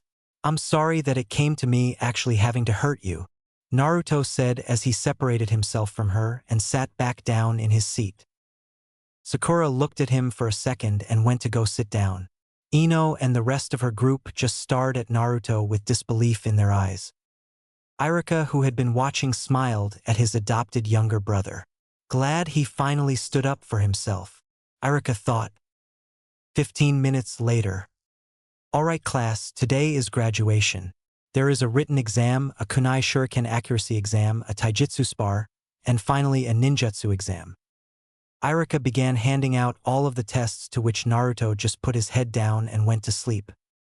You have 1 hour until I collect these tests, Irika shouted so everybody could hear. 1 hour later. All right, everybody, pencils down, head outside and wait for me to come out to begin the accuracy exam, Irika told them. Everybody headed out of the classroom quickly besides Sakura and Naruto. Sakura kept thinking about what Naruto said about how she didn't even know him, but treated him like he was a disease, while Naruto was just like this every day. Irika had finished collecting the tests expect for Naruto's. Irika picked up the test and read it. Dear Irika-sensei, I'm sorry for disappointing you like this. Maybe someday I'll explain it. Just know that next year you won't believe who I am. Irika was sad, confused, and angry. Why doesn't he try? Irika thought to himself. While Irika was collecting all of the tests, Naruto had picked a tree and fallen asleep on it. 20 minutes later. Naruto Uzumaki, you're up, Irika yelled. Naruto awoke immediately from all of the training simulations he had to do in his mindscape because of Narumi. I pass, Naruto shouted back. All of the students started to whisper about why he would just give up, while Sasuke smirked. The dope doesn't want to try because he might embarrass himself? Sasuke asked. Naruto got up and walked over to Irika and grabbed 10 kunai and 10 shuriken. Without looking, he launched them all at the tree. All 20 projectiles hit. The kunai formed a perfect X while the shuriken formed a circle. No, Sasuke team, I just don't feel like doing this, Naruto informed Sasuke. Sasuke was fuming. Irika was dumbfounded, as was the rest of the class besides Hinata. Hinata had been told some of what Naruto had done, but not all. She had been told Naruto had trained by a very powerful ninja and was only doing the academy as a way to get along with his age group, which she didn't understand because all he did was sleep in the class. Okay, Naruto, perfect score, Irika called out happily. Naruto shook his head. No, Irika-sensei, I was supposed to hit the dummy, not a tree. I failed. Now let's move on to taijutsu, Naruto told Irika. Irika just didn't understand why Naruto didn't want a perfect score, but allowed him to fail. All right, class, you'll have 5-minute taijutsu spars, and the one who performs the best or who knocks the other opponent unconscious wins the taijutsu spar. Hey dope, you and me. Now, Sasuke demanded. Naruto just shook his head again. Wow, Sasuke team, you're still demanding things from me. Fine, I'll fight you, Naruto told Sasuke. Sasuke smirked as they made their way to the ring. Irika didn't do anything because he too wanted to see what his little brother could do. Once I beat you, I would have defeated every guy in our class, Sasuke said arrogantly. Well, how about this, Sasuke-chan? You hit me twice, I'll admit you're better than me. Deal? Naruto asked. Fine, deal. But if hit you twice, you have to admit that you're just loser, Sasuke said. Naruto just nodded and waited for the match to begin. Iruka walked to the middle of the ring and shot his hand down. "Begin!" Iruka yelled. Sasuke shot off as fast as he could, knowing he would hit the dobe with minimal effort, but was surprised to see Naruto just stood there looking bored. That pissed Sasuke off even more. Sasuke threw a barrage of punches and kicked in which Naruto just dodged and ducked them all with no effort required at all. For minutes and 50 seconds had passed of Sasuke attacking and Naruto easily deflecting or dodging everything. Sasuke was beyond mad. How is this dobe doing this? Sasuke thought. Might as well let him hit me once. Naruto thought to himself. As Sasuke was going in for a punch to the chest, Naruto moved his body so Sasuke would hit his arm, which Sasuke did and smirked until he saw Naruto still standing looking bored as ever. "Stop! Winner Sasuke Uchiha!" Iruka yelled out, amazed yet disappointed at his little brother. "What the hell was that dobe? You just let me hit you. I want a rematch!" Sasuke screamed out. "Listen to me, I didn't want to win and I don't want to fight you again. Now you officially beat me. Congratulations," Naruto told Sasuke as he walked over to the tree he had been sleeping under earlier. Sasuke rushed Naruto wanting another fight. Sasuke grabbed the back of Naruto's jacket, jerked, causing the jacket to rip off of Naruto, revealing Naruto wearing a skin-tight black muscles shirt. "Well, Uchiha, you got my jacket. Take it as a souvenir," Naruto told Sasuke calmly. All the girls who could see Naruto blushed madly. Some were making cat calls and whistling while others had some blood running down their noses. "Wow! Who knew Naruto had such a body?" a random girl screamed out. Naruto just continued to calmly walk over to his tree. Naruto sat down and fell back asleep. 30 minutes later. "Class, head back inside," Iruka yelled out. Naruto woke up and headed back inside to find a couple girl already where he usually sat. Hello ladies?" Naruto told the girls with a confused look. The girls all just gave him a smile with hearts in their eyes. "Great, a fan club. Kami, what did I do to deserve this?" Naruto thought to himself. Naruto was about to sit down at his usual seat until Sasuke came up behind him and grabbed him by the back of the shirt. Pulling with all of his might, Sasuke managed to rip Naruto's shirt off. All the girls in the room had nosebleeds, some blew them back against a wall, while other were just little dribbles with perverted grins. "Sasuke, I'm not into you like that, please go sit down," Naruto asked. This got laughs from a lot of the guys in the room, while Sasuke's loyal fangirls all sneered at Naruto. Naruto walked over to his seat, seeing all of the girls near him with perverted looks and blood running down their nose. Naruto shrugged and put his head down on the desk and went back to sleep. 40 minutes later. "Naruto Uzumaki!" Iruka screamed out right by Naruto's head. Naruto looked up casually. "What do you want, Iruka-sensei?" "I have allowed you to sleep long enough. I purposely waited until the end to call you. Now get up and come take the ninjutsu test," Iruka told Naruto. "Iruka-sensei, I pass," Naruto said casually. "What did you just say?" Iruka screamed out. "I pass," Naruto replied calmly. Iruka was just about to hit Naruto upside the head for being so stupid until he realized Naruto was out of his seat. "Sorry, Iruka-sensei, I got to go," Naruto apologized while casually walking out of the classroom with cat calls and whistles still chasing after him. Naruto exited the academy with a sad look on his face. "School starts in 3 months again. I'm going to be so tired with all of the training Narumi-chan has planned for me," Naruto thought to himself. "Damn right you are," Narumi yelled to Naruto. Naruto shrugged and ran over to the Hokage tower. Wonder what Gigi is doing?" Naruto thought to himself. Naruto ended up at the Hokage tower in minutes. Walking up the stairs, he could hear many perverted giggles and could see many perverted smiles. "Wow, I'm the demon to them with my shirt on. But with it off, I'm a piece of meat," Naruto thought to himself in disgust. Walking up to the secretary of the Hokage, he gave a small smile. "Hey Yumiko-chan, is Hokage Gigi in?" Naruto asked the Hokage's assistant. Yumiko was 5 feet 6 inches, with long black hair, beautiful green eyes and a nice curvy body. She had a sizable bust and pretty nice ass. Oh hey Naruto-kun. How are y dash? Yumiko got out before she got a look at her friend. With a perverted blush and some blood dripping from her nose, she turned her head. Naruto grinned. Yumiko-chan, do you like what you see? Naruto asked with a grin when she turned her head and nodded. Well, I'm flattered that such a lovely young woman as yourself would think I'm attractive. I'll just go see my Gigi. Bye Yumiko-chan. Naruto exclaimed with a wave as he walked over to the Hokage office. Damn, Naruto-kun, you have an amazing body. Wonder what you'll look like when you're 14 or 15. Yumiko thought with a perverted grin. Naruto walked over to the Hokage office door and kicked it open. Hey Gigi, what's up? Naruto asked his grandfather when he noticed the woman he helped earlier, a pineapple hair-styled woman who had pink hair. Also in the room there was a girl and boy who had to be a year younger than him. The boy was 5 feet 4 inches with brown spiked hair and an athletic build. The girl was 5 feet 5 inches with long dark brown hair. She had lavender eyes. The girl had a nice body for an 11-year-old. Some curves were coming in and she already had what seemed to be a B going on C-cup breasts. When she got older, Naruto could tell she would be a beauty. Kurenai turned and blushed. The purple-haired woman saw the blush and turned her head only to blush and some blood to come out of her nose.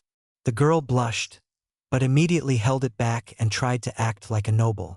The boy didn't look like he cared, while the Hokage looked happy. Oh Naruto, nice job with Mizuki. How are you by the way? Sarutobi asked. I'm fine Gigi and thank you. It's nice to see you again Mississippi Yuhi. Naruto responded as he walked up to the desk with his muscles twitching with every movement. Hi Naruto, it's nice to see you again as well. Thank you for the help again.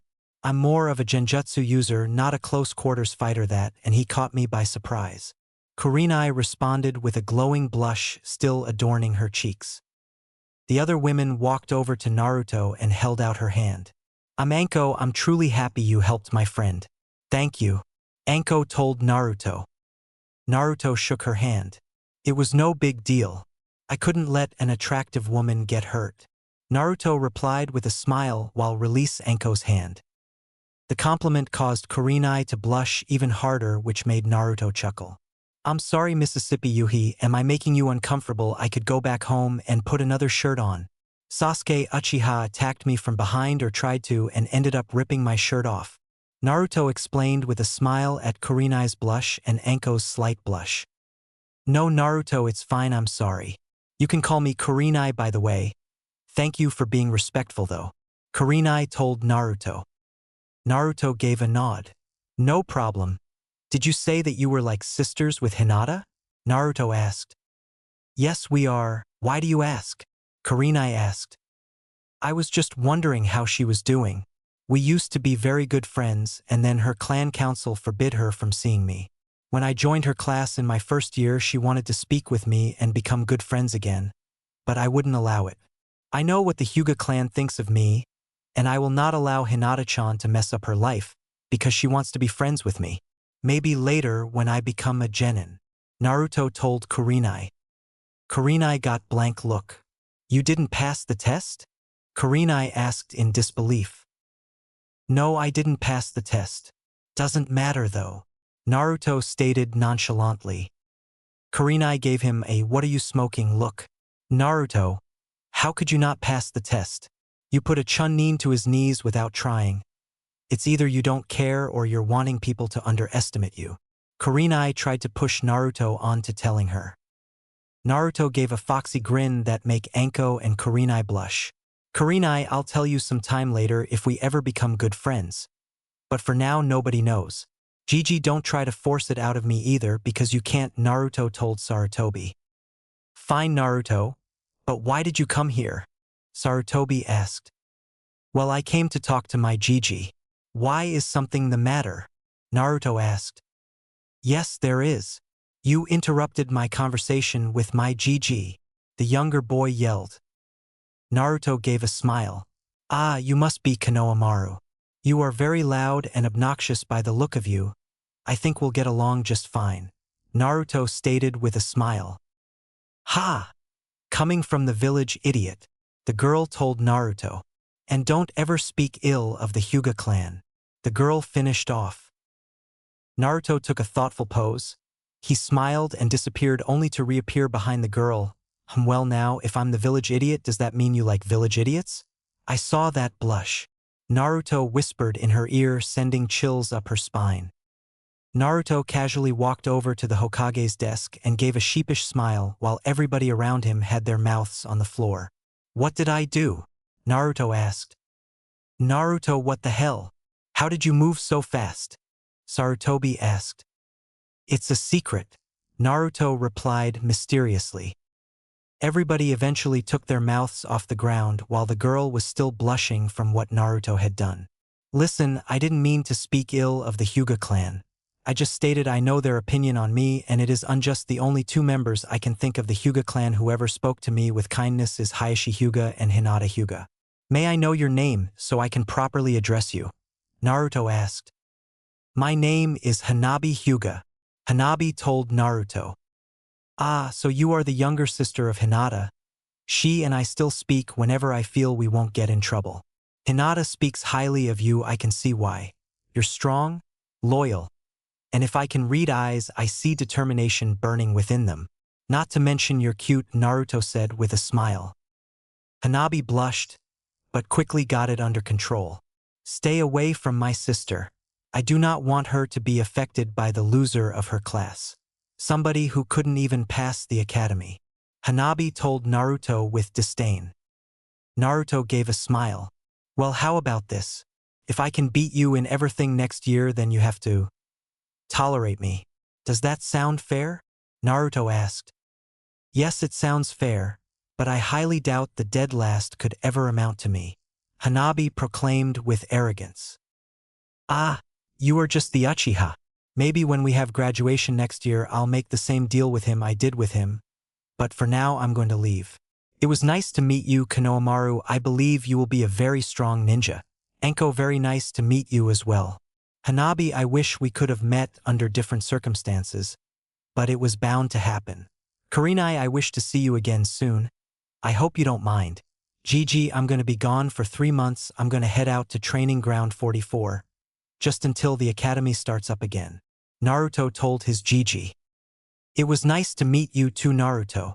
Konohamaru told Naruto with a smile. Naruto, if you ever would like to talk or get something to eat, just ask. Kurenai told Naruto with a smile and a soft blush. Kurenai, are you asking me on a date? Naruto asked. Kurenai blushed even harder. No, I was just thinking since you saved me, I might as well help you out in some way. Kurenai answered. Naruto adorned his foxy smile. Kurenai, it would be nice to talk to someone that doesn't think badly of me for no reason. I'll take your offer up for a talk sometime. Naruto told Kurenai, to which she nodded. Hey Gaki, why would you want to go to training ground 44? I just don't see why an academy student would want to go there. Enko asked. Well, Enko, it's a secret, Naruto replied mysteriously. Naruto, I'm looking forward to beating you into the ground when the academy starts. Hanabi told Naruto with a smug smirk. This must be the girl that Hagoromo-sensei warned me about. She has lavender eyes and she acts pretty arrogant. Stupid smug smirk, I should rip that off of your face. Naruto though with anger as he hates arrogance. I have a feeling that I will make the bet with you, as I did with the Uchiha. This time though I'll actually fight back. Naruto told Hanabi. Naruto, I don't want you to go to training ground 44, what if you get hurt? Sarutobi asked. Gigi, trust me when I saw this. Nothing in that forest can hurt me, Naruto told Sarutobi. Naruto, if you go I want Enko to visit you every 2 weeks. Sarutobi told Naruto. If that is all right with Enko here, I will be more than happy to oblige. It will be nice to have somebody to talk to every once in a while, Naruto told his Gigi. Yeah, I'll go visit the Gaki every 2 weeks. Maybe I could teach him a thing or two, Enko told the room seductively. Naruto smiled. Enko, if you try anything sexual on me, I might just have to show you something nobody has ever seen, and no, it will not be a part of my anatomy. Naruto replied. Everybody got confused looks on their faces. It's a secret, Naruto told everybody. Again, it was nice meeting you all. I hope we meet again soon. Naruto called back as he walked out of the room, giving all the females a good look at his ass. Cat calls came from Enko, while Kurenai and Hanabi gave slight blushes. That kid is definitely different, Enko said aloud, to which everybody agreed. 10 minutes later. Naruto was already packed with his extra changes of his orange jumpsuit and some instant ramen. Naruto had become addicted to instant ramen since all he did for 10 months straight was go to the academy, go home, sleep, wake up, eat, and repeat. Hey Naruto-kun. What the hell was that? You showed the Uchiha that he couldn't touch you, you broke that Chunnin's arm and dislocated his shoulders, and then on top of that you used speed to get behind that Hyuga girl. Do you want assassins coming to kill you? Or wait, better yet, you want to be kidnapped and trained to be a mindless killing machine, where emotions have no effect on you? Narumi asked/accused angrily. Okay Narumi, I'm sorry. I shouldn't have done anything when the Uchiha challenged me either time, but I was so sick of his shit. I broke that Chunnin's arm and dislocated his shoulders because no woman will get raped with me around if I can do anything about it, and I did the last one just for fun, Naruto told Narumi with a grin. You know you're an idiot, but I had to admit it was pretty funny to see the Uchiha all pissed, Narumi told Naruto. Naruto nodded and increased his speed. Within 20 minutes Naruto was at training ground 44. Man. 3 months of non-stop training, well, this is going to be fun, Naruto thought to himself as he disappeared into the forest. Chapter 4. The Truth of Naruto's Burden. Last time. You know you're an idiot, but I had to admit it was pretty funny to see the Uchiha all pissed, Narumi told Naruto. Naruto nodded and increased his speed. Within 20 minutes Naruto was at training ground 44. Man. 3 months of non-stop training, well, this is going to be fun, Naruto thought to himself as he disappeared into the forest. Naruto's age, 12. Naruto's mental age, 16. Council room day after Naruto entered the forest. Hiruzen Sarutobi sat in his seat in the middle of the room, waiting patiently to be told why a meeting had been summoned. After 5 minutes, everybody had been seated and the conversations had stopped. It was Danzo who spoke, breaking the silence and telling Sarutobi why the meeting had been called. Hokage-sama, we have all heard that the boy named Naruto Uzumaki attacked a leaf chunin and dislocated both shoulders and broke an arm. He should be punished. The punishment for attacking a fellow leaf nin is usually death. So why have you not put him to death yet? Danzo asked curiously. Sarutobi gave a laugh, enraging some of the members of the council. Hokage-sama, that demon should be killed. He attacked a fellow leaf nin. Give him death. A civilian council member by the name of Aki shouted out, many nodding their heads in agreement. Sarutobi stopped laughing abruptly. So this is the thanks Naruto gets. People want him put to death because he saved a woman from rape. You are all ridiculous. I can't believe you honestly believe he is the Kyuubi. You want to know something? He stopped Mizuki, a chunin of the leaf, from raping a fellow leaf nin. He did out of the kindness of his heart to try and help another person, and all you see is the Kyuubi. Do you have not shame? Most of you have put out bounties to thugs to kill and torture Naruto, and you have the audacity to call him the demon. If I could just get all of you to Inoichi, I would get Inoichi to mind walk you, and anybody who ever hurt Naruto I would kill you with my bare hands. Sarutobi screamed after hearing a kill request for his adopted grandson. The council room was quiet as they though over all that was said. Many looked down in shame after hearing they wanted the blonde dead after he saved a woman from rape. Others looked on with indifference, still thinking he was the Kyuubi. Hokage-sama, how do you know that what he said was true? If you don't mind, I would like the woman he saved to come to this room and plead on Naruto's behalf, Danzo told Sarutobi. Sarutobi leaked out killing intent, causing many of the civilian council members to faint from the pressure. Fine, you fucking want here. I'll go get here. Don't blame me if she kills anybody who insults Naruto.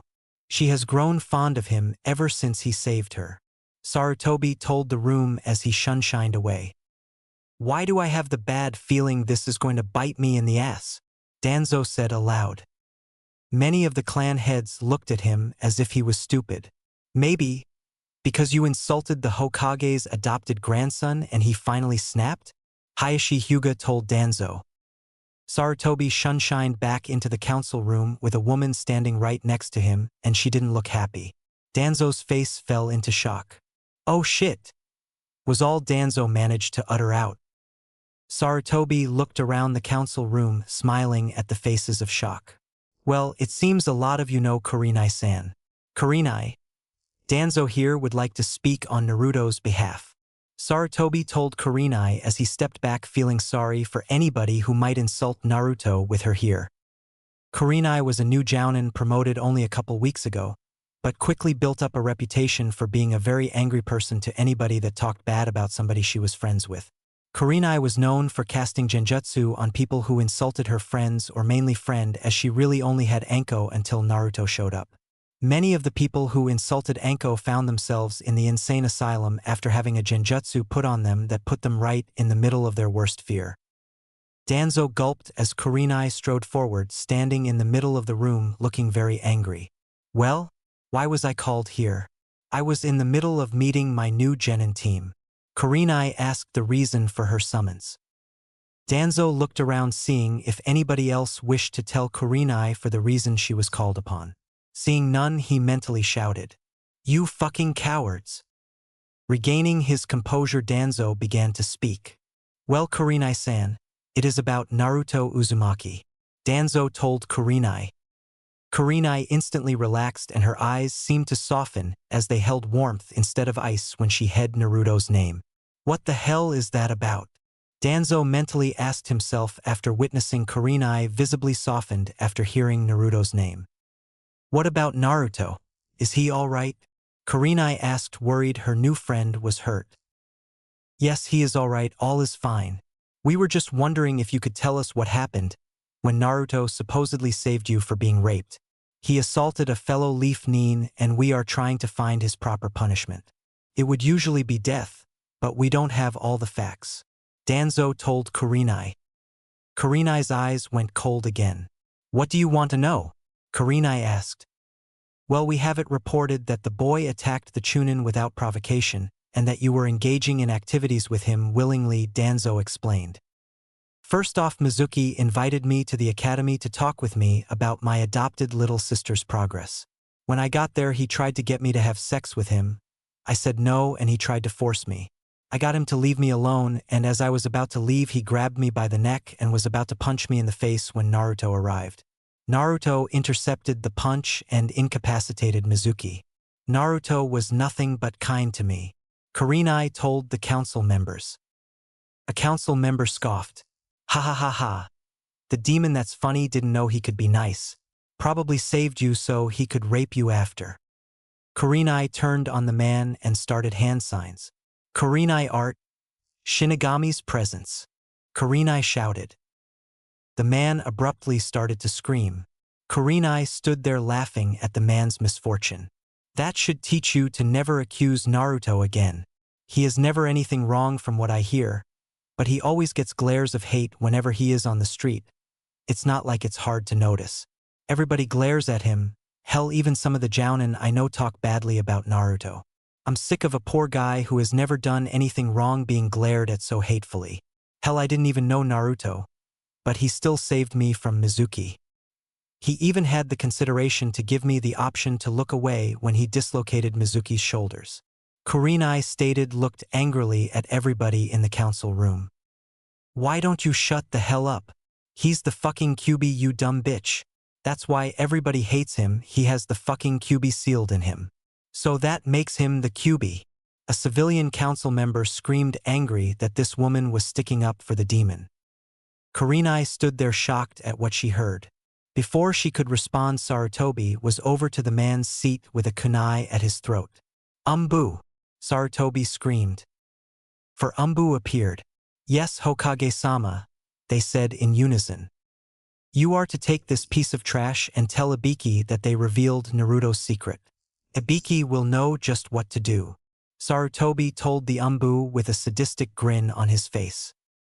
The grin caused the Umbu to shiver and feel bad for the man, while the man had literally shit himself. One of the Umbu cringed up his nose. "Ah, guys, I think this shit himself," one of the Umbu stated. Everybody in the room started to smell the horrific smell and started to gag. The Umbu quickly shunshined him to INT department. Sarutobi walked back to where he was standing while muttering just loud enough for everybody to hear. "Damn lucky bastard. If he had any family, I would arrest and execute them too." Kurenai had a shocked look. "Hokage-sama, is that true?" Kurenai asked in disbelief. Sarutobi gave a sad smile. "Does Naruto know he is the container of the Kyuubi?" Kurenai asked. "No, Kurenai-san, he does not, and you are not to tell him. That secret is a double S ranked village secret, and anybody who is caught telling people it will be put through torture than death." "Now come on, Kurenai. I think you answered enough questions." Sarutobi looked back and saw the unconscious man. "Would you mind releasing that genjutsu?" Sarutobi asked. "After he passed out, I did," Kurenai replied. "This meeting is adjourned. Naruto's sentence none. For he saved a fellow leaf Nin from rape." Sarutobi told the council room as he walked out with Kurenai walking right behind him going over what she had just been told. "Hokage-sama, where is the seal?" Kurenai whispered curiously. Sarutobi gave her a securitizing gaze, trying to decide whether to tell her or not. "Well, since you seem to care so much for Naruto, I suppose I could tell you. It is on his stomach. You didn't notice it at first because he must channel chakra through his body for it to appear," Sarutobi whispered back. With that, they both left each other's graces. Sarutobi going back to his office and Kurenai going back to the team she left, but now had a certain blonde on her mind. With Naruto. "For Kami's sake, first I have to wait to find a proper shelter until this morning. Then I got attacked by a goddamn 20-foot-long centipede and now I can't stop sneezing," Naruto yelled out in annoyance as he finished setting up a cave near a river with plenty of cover to be his home for the next 3 months. Narumi laughed at his annoyance. "Naruto-kun, somebody must be talking about you with all the sneezing you're doing," Narumi told Naruto. "You're right. I know that little rumor? Folklore? I don't know whatever it is I know about it, and I highly doubt anybody would talk about me," Naruto replied sadly. "Listen, Narumi-sensei, for the next 3 months I'm going to be working on my speed, strength, and finally I'm going to create a couple jutsu for my Kekii Genkai. What do you think I should work on first?" Naruto asked. There was no reply for a couple of minutes as Narumi was thinking it over. "Well, Naruto-kun, I think it won't matter.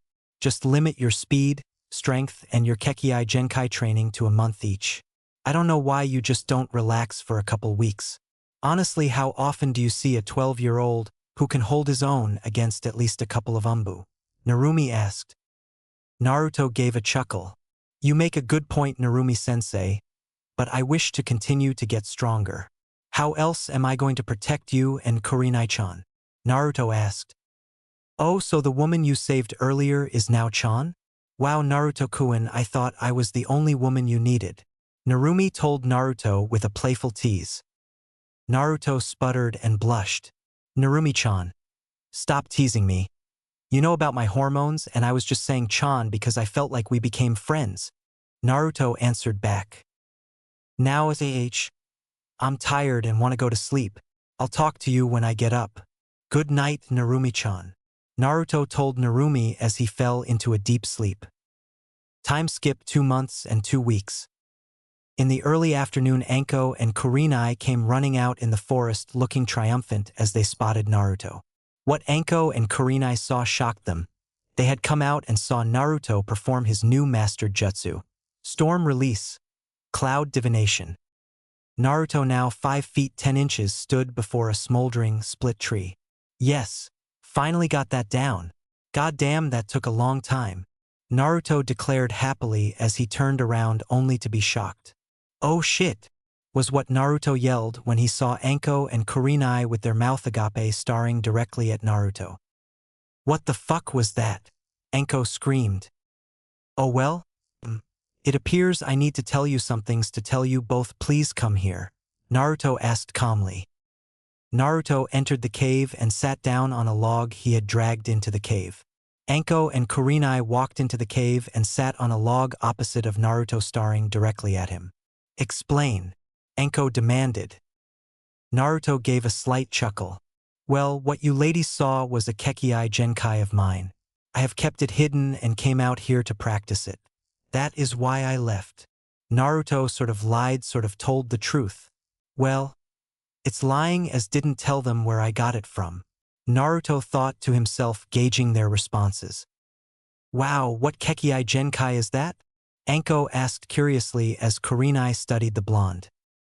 "Well, my Kekii Genkai is called Storm Release. It is a very rare Kekii Genkai. I just awakened it one day," Naruto told them. Again, it's not lying, just not telling the whole truth, Naruto thought. "Well, does anybody else know?" Anko asked Naruto, but Kurenai had remained silent, still staring at the blonde. "No, Anko, nobody knows. How do you think people would feel if I showed them I had a very rare and very powerful Kekii Genkai? It most likely wouldn't be a good thing for me," Naruto stated. "Now then, why are you just visiting me? I thought you were supposed to come every 2 weeks or so," Naruto asked, trying to change the subject. Thankfully, it worked. "Well, Kurenai and I have been trying to find you every 2 or 3 weeks, but have been unlucky. We have been close to finding you, but then it would be night and we would just return back to home because we were only given a certain amount of time out here," Anko told Naruto. "Ah, so I presume the council put a time limit on how long you both could speak with the supposed demon?" Naruto asked. As Naruto mentioned demon, Kurenai snapped.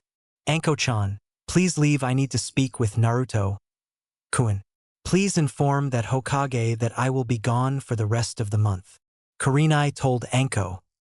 Anko looked at Kurenai like she was crazy until she saw the pleading and desperation in one of her only good friend's eyes. Anko gave a small nod and left, leaving no trace she had ever been there. Naruto was nervous. "Kurenai, why did you tell Anko to leave?" Naruto asked nervously. Kurenai smiled. "Naruto-kun, please take off your shirt, I would like to see something," Kurenai asked softly, with some soft tears rolling out of her beautiful red eyes. "Kurenai, why are you crying?" Naruto asked, sad to see one of his only friends crying. Kurenai wiped her eyes and gave a sad smile. "I'm sorry, Naruto-kun. I was just thinking about something somebody told me. Now please take off your shirt," Kurenai asked just as softly as the first time. Naruto didn't argue, as he figured it was for the best. Kurenai slightly blushed at seeing Naruto with his shirt off again. "Such a hot body. Bad Kurenai, he's only 12, maybe 13 bad." Kurenai scolded herself. Naruto smiled as he saw her blush. "Kurenai, what did you want to see?" Naruto asked nervously. Kurenai gave a soft smile which quickly turned into a frown as she noticed what she failed to notice the first time she saw him without his shirt. He has so many scars, ranging from things that seem to plunge into him deeply and others that travel just a few inches. Kurenai thought to herself. Kurenai was going to ask how he got all of the scars until she looked down at Naruto's stomach. "Enneru, Naruto-kun, can you channel some chakra, please?" Kurenai asked hesitantly. Naruto shook his head and placed his shirt back on. "I'm sorry, Kurenai, but if you want to see the seal just to validate that I have the QB inside of me, I would much rather just tell you. I do have the QB sealed inside of me. I understand if you want to run and never speak to me again. It won't bother me, as I have had it happen to me plenty of times when I was much younger," Naruto told Kurenai sadly. Kurenai shook her head. "No, Naruto-kun, I'm not leaving. What kind of friend would I be if I just left you because you held such a horrible burden on yourself? It's not that you're the QB, you didn't kill all of those people," Kurenai told Naruto with a smile. Naruto looked up with a couple tears freely coming out of his eyes. "Kurenai-chan," Kurenai gave a soft smile at the chan on the end of her name. "I feel like I'm going to have to explain a lot to you, but for now we should just get to know each other better," Naruto stated as Kurenai gave him a blank look asking what he was talking about. "Kurenai-chan, As I said, I'll explain everything to you later. For now, like I said, let's just get to know each other better. Naruto told Kurenai. Kurenai nodded. Well, I'm Kurenai Yuhi. I grew up here in Konoha with my mom and dad. I hate sexist people who think males are better than females. I'm a new jounin just promoted a couple of weeks ago. I specialize in genjutsu and I have a nickname, I'm the Ice Queen. Kurenai told Naruto with disdain. Naruto shook his head. How could such a beautiful woman such as yourself be an Ice Queen? They're just jealous they aren't dating you. I feel envious of the guy who is lucky enough to be with you, Naruto said with a smile, hoping to lighten the mood. Kurenai blushed at his compliment. Get control of yourself. You're blushing like a schoolgirl, Kurenai screamed to herself. Well, the truth is, I'm called the Ice Queen because I refuse so many dates and I don't have a boyfriend. I have never really had a guy friend or even boyfriend for that matter that I could talk to, Kurenai explained. What? You have never had a boyfriend? Somebody with your looks and your personality? They either must be crazy or you must be looking for that special guy, Naruto stated with wisdom beyond his 12-year-old life. Very mature, very handsome, nice body, honest, sweet, caring.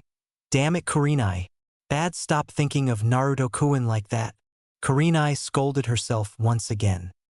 Kurenai, while blushing wildly, responded. Thank you for your compliments, and I guess you're right, I am looking for the right guy. I just don't want to get heartbroken, Kurenai said softly. Naruto got up and walked over to where was sitting and sat right next to her. Kurenai-chan, nobody will ever hurt you. I will make sure of that because if you do date a guy anytime soon I get to meet and I get to approve him, Naruto said with a smile. Kurenai looked over at Naruto and smiled back with a nod. All right, Naruto-kun. It's a deal, Kurenai replied. Now tell me about yourself, Kurenai asked. Well, I'm Naruto Uzumaki. I failed the genin exam, I like ramen, and I have very few friends and no family members alive that I know of, but everything isn't so bad. I have a very beautiful woman as a friend named Kurenai. What more could I ask for more? Naruto told Kurenai with a foxy grin causing her to blush an even darker shade. Well, thank you, Naruto-kun. But what about your childhood? Kurenai asked curiously. Naruto's eyes took a cold look. All the warmth from his eyes left and that saddened Kurenai. I'm sorry, Kurenai-chan, but I don't really want to talk about my childhood just yet. Maybe later, Naruto said as his eyes returned to normal.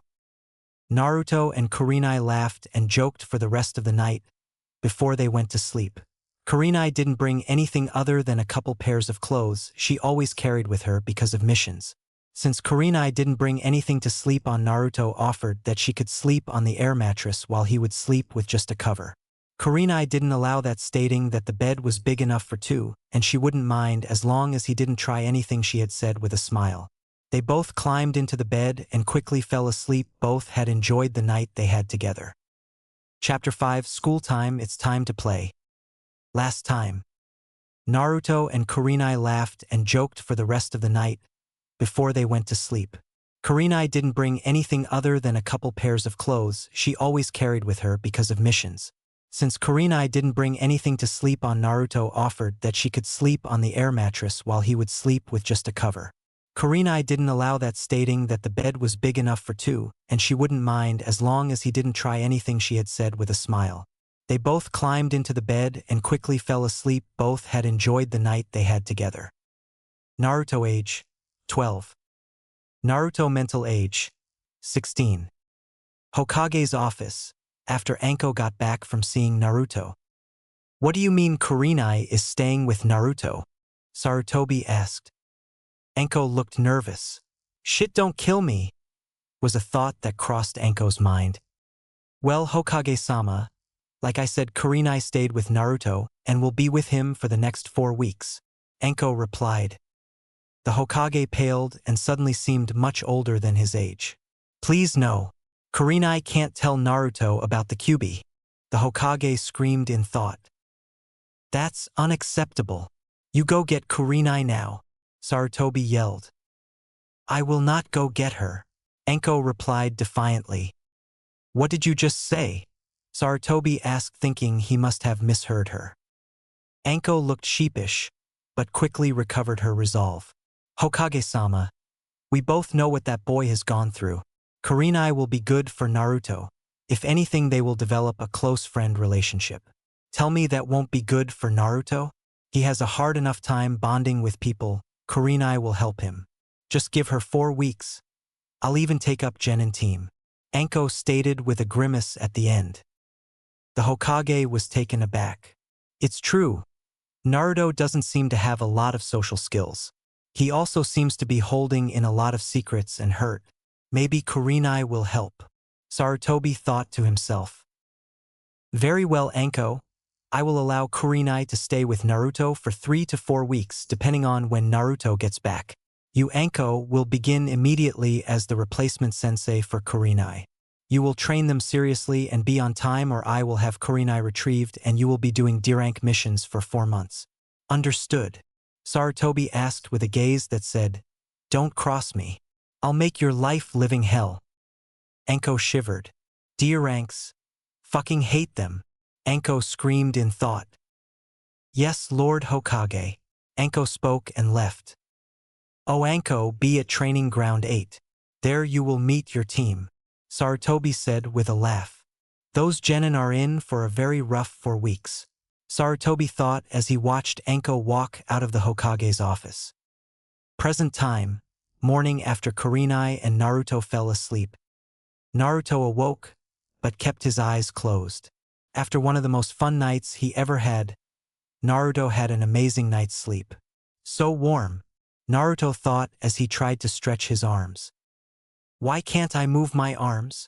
Naruto asked himself in thought. Opening his eyes, he saw a head of hair, beautiful black hair that smelled oddly like a flower pasture, full of wonderful smells that just screamed beauty. Oh no, it's Kurenai-chan. She's going to think I'm a perv. Naruto thought, worried of Kurenai's reaction if she woke up to them in this position. Naruto was pressed up right against Kurenai, their bodies meeting and seemingly melting into each other. Naruto tried to move his arms again, only to realize his bottom arms was underneath Kurenai, while his other arm was wrapped around Kurenai's waist with Kurenai gripping his arm. Shit, what am I going to do? Naruto thought to himself. Just as Naruto was about to try another tactic, he felt Kurenai release his arm wrapped around her waist. Naruto, slowly pulling his arm back, felt Kurenai try to snuggle closer into his body, only exciting his already excited member. Damn, Morning Wood. Narumi-chan. You and Rikuta-sensei screwed up my body so much. I'm 12 physically, going on 17 mentally. Naruto screamed in thought with frustration. Naruto tried to get his other arm out from under Kurenai, only for him to hear a yawn. Naruto paled. Kurenai, not moving from spot, started to speak. Naruto-kun, what are you doing? Kurenai asked. I'm sorry, Kurenai-chan. I awoke to this position. I've been trying to get out of it, but you just let go out of my arm. Naruto stated nervously. Please, don't think I'm a pervert.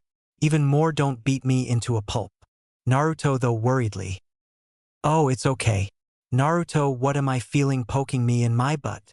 Kurenai asked with a smirk, but was still facing away from Naruto, so he couldn't see it. Must be a very healthy boy. For something that big. No bad, Kurenai. No dirty thoughts of Naruto-kun. Kurenai scolded herself in thought. Naruto sputtered and somehow managed to wrench his arm under Kurenai free. Naruto was up faster than Kurenai could blink. I'm sorry, Kurenai-chan. Naruto stated while blushing something fierce. No, Naruto-kun, it's okay. I know that guys have a morning situation. Kurenai told Naruto as she got up and turned to look at Naruto. Naruto-kun, what you woke up to is nothing to worry about. Our bodies were probably just cold and wanted warm. It's fine, I do not think badly of you. Kurenai spoke, smiling, seeing Naruto looked less worried after what she said. Well then, Kurenai-chan. I'll be going to the stream to grab us a couple fish. Naruto told Kurenai as he headed for the river by the cave. This left Kurenai to her thoughts. I need to get Naruto-kun to open up to me more. But how? Kurenai asked herself. 15 minutes later, Naruto walked back into the cave with 5 fish all strung through with ninja wire. Naruto had his shirt off and was still wet from swimming in the river grabbing fish then throwing them up into the air, only for a clone to throw a kunai and pin it against a tree. As Naruto entered the cave with the already cleaned and scaled fish, Kurenai turned her head to see Naruto with his shirt off. Naruto was glistening from the small fire Kurenai had made in the time Naruto was gone. Kami? So Kami-like. Kurenai screamed to herself while blushing, only to frown as she a massive faded scar right where his heart is. Naruto-kun, how did you get that scar? The one right where your heart is? Kurenai asked. Naruto continued to walk to the fire and place them on spits. Once he was finished, he turned to see Kurenai right before him. Kurenai slowly reached her hand to touch the scar, only for Naruto to loosely grab her wrist. Kurenai looked up to see the sad eyes of Naruto. Please, Naruto-kun. Kurenai whispered, looking back down at the scar. Naruto slowly let go of her hand, letting his hand drop to his side. Kurenai continued her hand to his chest and traced his scar. Kurenai, taking her eyes off the scar, looked up to Naruto, continuing tracing the scar. What happened, Naruto-kun? Kurenai asked sadly. Naruto looked away with a single tear streaking down his face. It was when I had become friends with this girl when I was 4 years old. Her name was Ami. We had become best friends. We did everything together, played, ate, slept next each other. I even remember once we pulled a prank on the Hokage. Naruto told Kurenai with a small smile while another tear cascaded down his face. After a couple months of being the best of friends, her father found out that she was hanging out with the demon of the village. Being enraged by the fact his little girl had been even in contact with the demon. Finding us alone at the playground one day, he stormed up and took Ami by her hand and threw away from me. Ami hit a tree and passed out. He came after me. I fought him the best I could, but he was a dropped-out genin and I stood no chance. He plunged at kunai deep into my chest, saying to stay away from his daughter. I blacked out only to wake up in the hospital. I immediately rushed out of my hospital room. I pulled a couple stitches out of my chest, and blood was running from my chest wound down my stomach. I was trying to find Ami. After nearly an hour of screaming her name and running, I couldn't find her. The Hokage came and restrained me. I was pulled back into my room where my stitches were reapplied. I found out a day later that my best friend Ami was dead. The hit to her head had been too much for her. She couldn't take the blow and died of internal bleeding and a cracked skull. Naruto choked at this point, tears streaming down his face from having to relive one of his most horrific memories. I still visit her.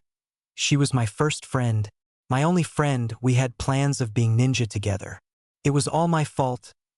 If I would have just stayed away from her, she would still be alive. Naruto broke down and Kurenai wrapped him into a hug. It's okay, Naruto-kun. It's okay. Kurenai told Naruto as she led him over to one of the stumps in the cave. Leaning back against the stump, she pulled Naruto down and put his head in her lap, playing with his hair and wiping the tears from her face. I can't believe Naruto-kun has been through something like that. When he was only 4, no less. Kurenai was interrupted from her though as she heard Naruto speak. Kurenai-chan, it's best to stay away from. People close to me only get hurt. Naruto spoke sadly. Kurenai shook her head. No, Naruto-kun. I will not leave you. I'm sorry that something like that happened to you, but I'll be here for you. I won't abandon you. Kurenai spoke softly, but with her voice held determination, showing she would never go back on her word. Naruto looked at her for a minute and gave a soft smile. Kurenai-chan, I believe that you will learn my whole life story. I'm glad that you and I will be friends. Naruto spoke truthfully with the tears ending. Kurenai gave a soft smile and nod. Naruto, I'll be here for you. If you need somebody to talk to, come to me. If you need somebody to train with, ask me. If you just want to spend some time with me, don't be afraid to come to Training Ground 8. I'll give you the directions some other time. For now, just rest. Kurenai said with a smile. Naruto nodded and from how comfortable he was fell asleep. That should not happen to anybody, but that's all going to change. I won't let you be alone anymore, Naruto. I'll be there for you no matter what. Kurenai thought to herself as she looked down and smiled at the sleeping blonde. Time skip. For weeks, Naruto and Kurenai continued to get closer and closer until one day Naruto had decided to tell Kurenai who he truly was and how powerful he was. Kurenai didn't believe him at first, but with the help of Narumi, Kurenai quickly had her doubts cancelled. Naruto was trying to convince Kurenai who his senseis were and just how he got so strong. It wasn't until Narumi told Naruto to touch Kurenai on the forehead that she believed. Narumi gave Kurenai glimpses of Naruto's memories with a narration explaining to her that everything Naruto is telling her was true. Unknown to Naruto, Narumi told Kurenai that Naruto had grown feeling for her and that if Kurenai didn't return those feelings to let him down easy.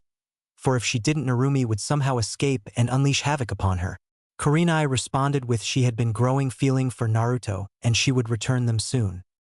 Kurenai and Naruto were heading back to the village because Naruto had to return to the academy and Kurenai had to return to her team. As Naruto and Kurenai neared the village, Kurenai suddenly grabbed Naruto, pinned him to a tree, frightening Naruto. Kurenai smiled warmly, something that she had been doing quite a lot for being called the Ice Queen of Konoha. Kurenai stared into the cerulean eyes that had captured her in the last few weeks. Kurenai leaned down slowly while wrapping her arms around Naruto's shoulders. Slowly she inched closer to Naruto's lips. Naruto, who was frightened at first by her actions, were too stunned now to do anything and just let Kurenai continue her course. Kurenai finished the travel and kissed Naruto with passion and emotion. Naruto was dazed by the kiss, but quickly recovered himself and quickly wrapped his arms around her waist and kissed back, matching the passion and the emotion. After the need for breath had become too great, they separated, panting for breath. Kurenai gave Naruto a shy smile while Naruto gave her a quick kiss on the lips. I've been wanting to do that, Naruto admitted while hugging her closer to him. Me too, Kurenai stated shyly while laying her head near his chest. Hiruzen Sarutobi, who had been watching on his crystal ball, smiled so widely it seemed it would split his face. I'm glad for you, Naruto. I'll have to speak to you later about what you trained on. But for now I think I'll leave two alone. Hiruzen thought to himself as he shut off his crystal ball. Naruto-kun, I know that it might be hard, but if you want to have a relationship then we'll have to wait until you become a chunin. Kurenai spoke with sadness, but also hope as she really wanted to be with Naruto. Kurenai-chan, Naruto whispered as he took a hand and wiped some of Kurenai's hair that had fallen in her face to behind her ear. I would love to be your boyfriend, Naruto stated with a smile. Kurenai let her nervousness pass at hearing those words and quickly captured Naruto's lips for another passionate kiss in which Naruto returned immediately. After parting, they just stood against the tree Naruto had been forcefully pushed up against. Kurenai-chan? Why do we have to wait until I'm a chunin? Are you embarrassed of me? Naruto asked, mock pouting. Kurenai looked up, afraid she had offended or hurt the boy no man that she had grown so fond of in the past weeks. Seeing that he was only kidding, slapped his shoulder playfully, which got a smile out of them both. Well, Naruto-kun, seeing as how you're still only an academy student, I could technically be put in jail for having a relationship with a minor. Kurenai-chan, we haven't done anything intimate yet, Naruto whispered in her ear with a foxy grin. Kurenai blushed and once again slapped his shoulder a bit more forcefully. Pervert. You're lucky I like you so much. I know, but even so it could still be very bad. Then when you're a genin it would make a lot of noise and we would more than likely be forced to split. Kurenai said with frown. But as a chunin we won't have to hide our relationship. This sucks, I know, but I would rather us not split up because of annoyances. I'm sorry we have to wait to make it public. But please, you must understand, don't be mad. Kurenai spoke softly while looking at the ground. Naruto smiled and lifted her head. First off, Kurenai-chan, don't ever think I'm mad at you. Secondly, I understand perfectly. Thirdly, can we still make public if I become a jounin? I mean, you did say chunin. Just have to be clear. Naruto asked with a smile. Kurenai smiled. Naruto-kun, of course it counts. Kurenai replied with a quick kiss. Good. But we really need to get going, Kurenai-chan. I need to head to the academy and your team was informed of your return, Naruto stated. Kurenai nodded and reluctantly let go of Naruto, releasing her pin on him.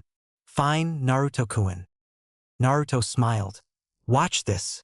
Naruto spoke as he grabbed Kurenai, held by her waist and activated his jujitsu. They were gone and standing in the Hokage office. Kurenai was shocked. Kurenai spluttered, while the Hokage looked up from his paper and saw Naruto with his hands around Kurenai's waist with a smile and a shocked face spoke. So, Naruto-kun, you and Kurenai? Must say that I'm kind of surprised. I saw you guys kiss through this, but didn't expect you to be so public with the relationship. Sarutobi asked them while he lifted the crystal ball up. Naruto quickly deactivated his jujitsu, not wishing to get caught with one of the most powerful and rare jujitsu in the world. Gigi, don't spy on me, pervert, Naruto stated with his eye twitching at hearing his Gigi had seen them kiss. Kurenai blushed, but still was shocked from what just happened. Naruto-kun, what just happened? Kurenai asked. Yes, Naruto. How did you make it in my office without me noticing? Sarutobi asked. Naruto smiled at Kurenai and quickly flashed his jujitsu. Kurenai understood immediately, but was still shocked, while Naruto looked at Sarutobi and spoke. Well, Gigi, you see, it's a secret, he answered with a smile. I'll tell you about my training later. Right now I have to get to the academy. Naruto continued. Oh no you don't. I had Anko pick up some clothes for you, you're coming with me. Kurenai demanded as she shunshined to her house. Naruto and Kurenai appeared in Kurenai's living room. Kurenai pushed Naruto down on a couch and told him to stay. Kurenai went to her room and grabbed a pair of clothes that would flatter Naruto. Rushing back to the living room, she handed him a black muscle shirt with a red Uzumaki symbol on it and a red nine-tailed fox on his side. Kurenai then handed him dark gray pants that had black lines on the sides coming from his ankle to his hip. Kurenai then handed him a pair of boxers and new ninja sandals. They were black.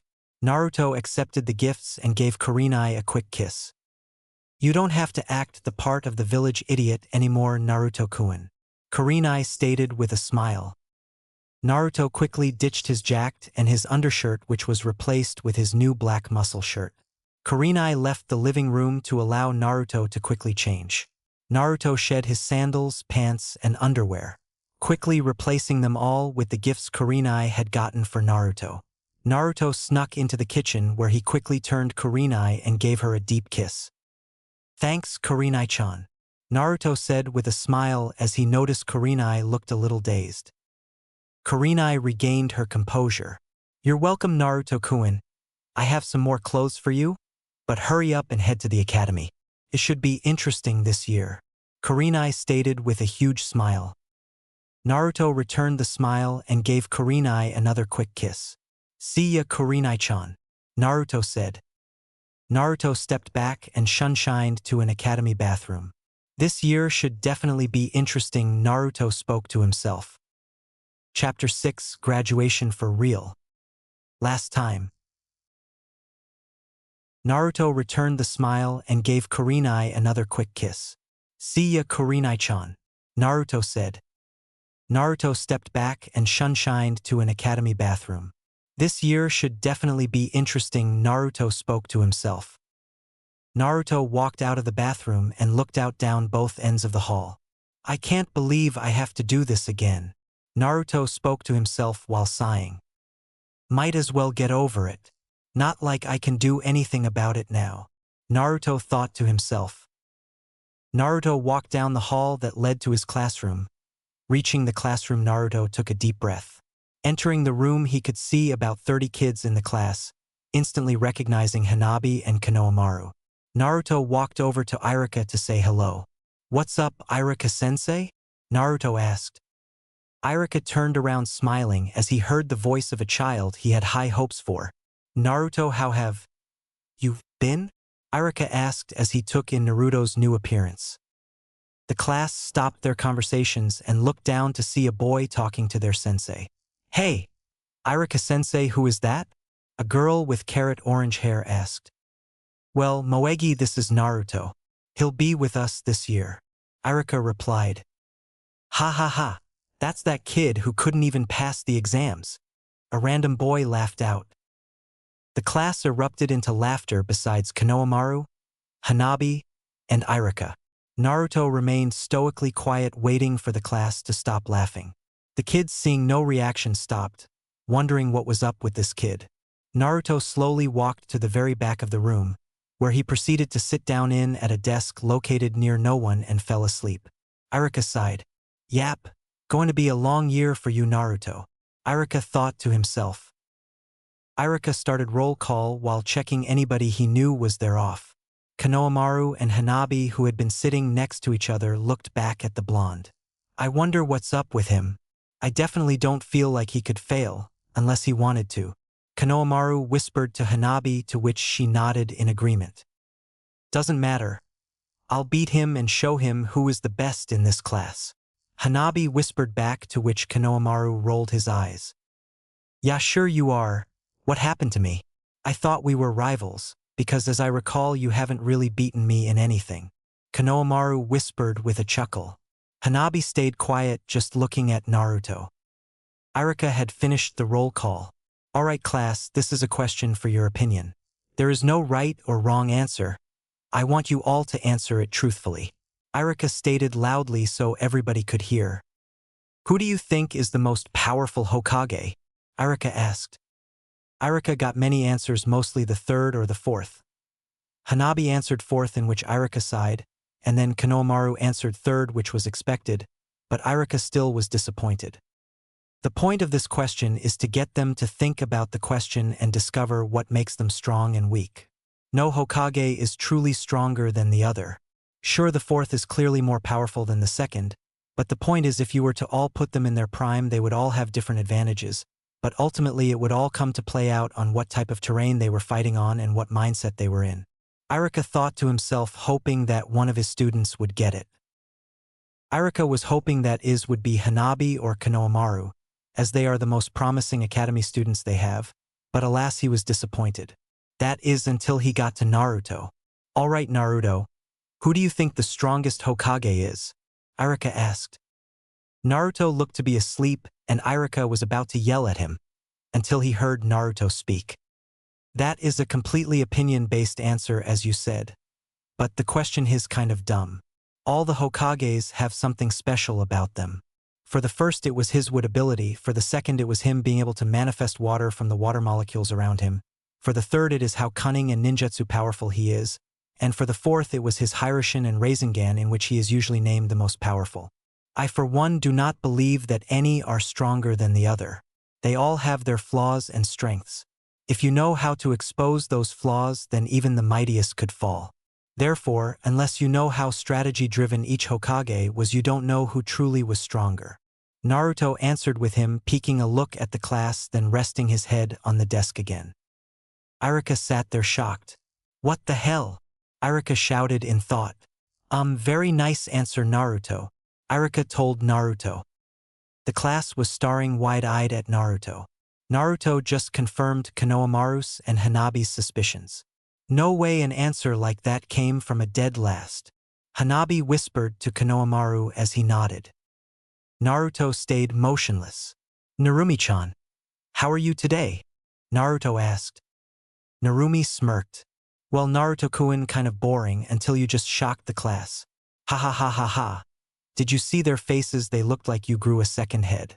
Ha ha ha ha ha ha. Narumi rolled around in her cage, laughing like a mad person. Wiping a tear that had come from excessive laughing, Narumi got serious. Naruto-kun, you know that you are only supposed to somewhere near the middle of the class. So don't be getting all philosophical on the class. Oh, by the way, I think it will be easier if you just sleep in the class and ace the exam finals. That way you'll be the dead last, but easily make it through. Narumi gave her advice. Oh, come on, Narumi-chan. Why can't I just the rookie of the year? I'm sick of holding back, Naruto declared. Narumi just sighed. Naruto-kun, I know that you hate holding back so much, but you truly can't show how powerful you are. How is it going to look when Kurenai is looking for you and finds that you were kidnapped? Do you want Kurenai to be all alone? Plus, you may be able to take 3, maybe 4 umbu by yourself. But you can't take 10, and I'm positive that if you suddenly shot up to Rookie of the Year, you will draw a lot of attention. Some good, some bad. Naruma pointed out. Naruto was saddened by the thought of Kurenai being alone. Okay, Narumi-chan, I'll be dead last again. That was below the belt thought, using my feelings for Kurenai-chan against me. Naruto replied. Sorry, Naruto-kun, but you need to realize that people see you as the Kyuubi. They're afraid of you, and if you suddenly become the strongest academy student, I just have a feeling that you might have a lot of people after you. For your death or for the power of the Kyuubi.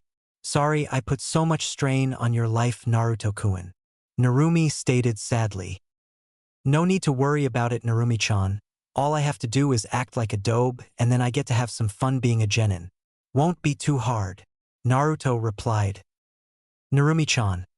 I'm going to sleep, so if you wish to speak with me, call me into my mindscape, Naruto told Narumi.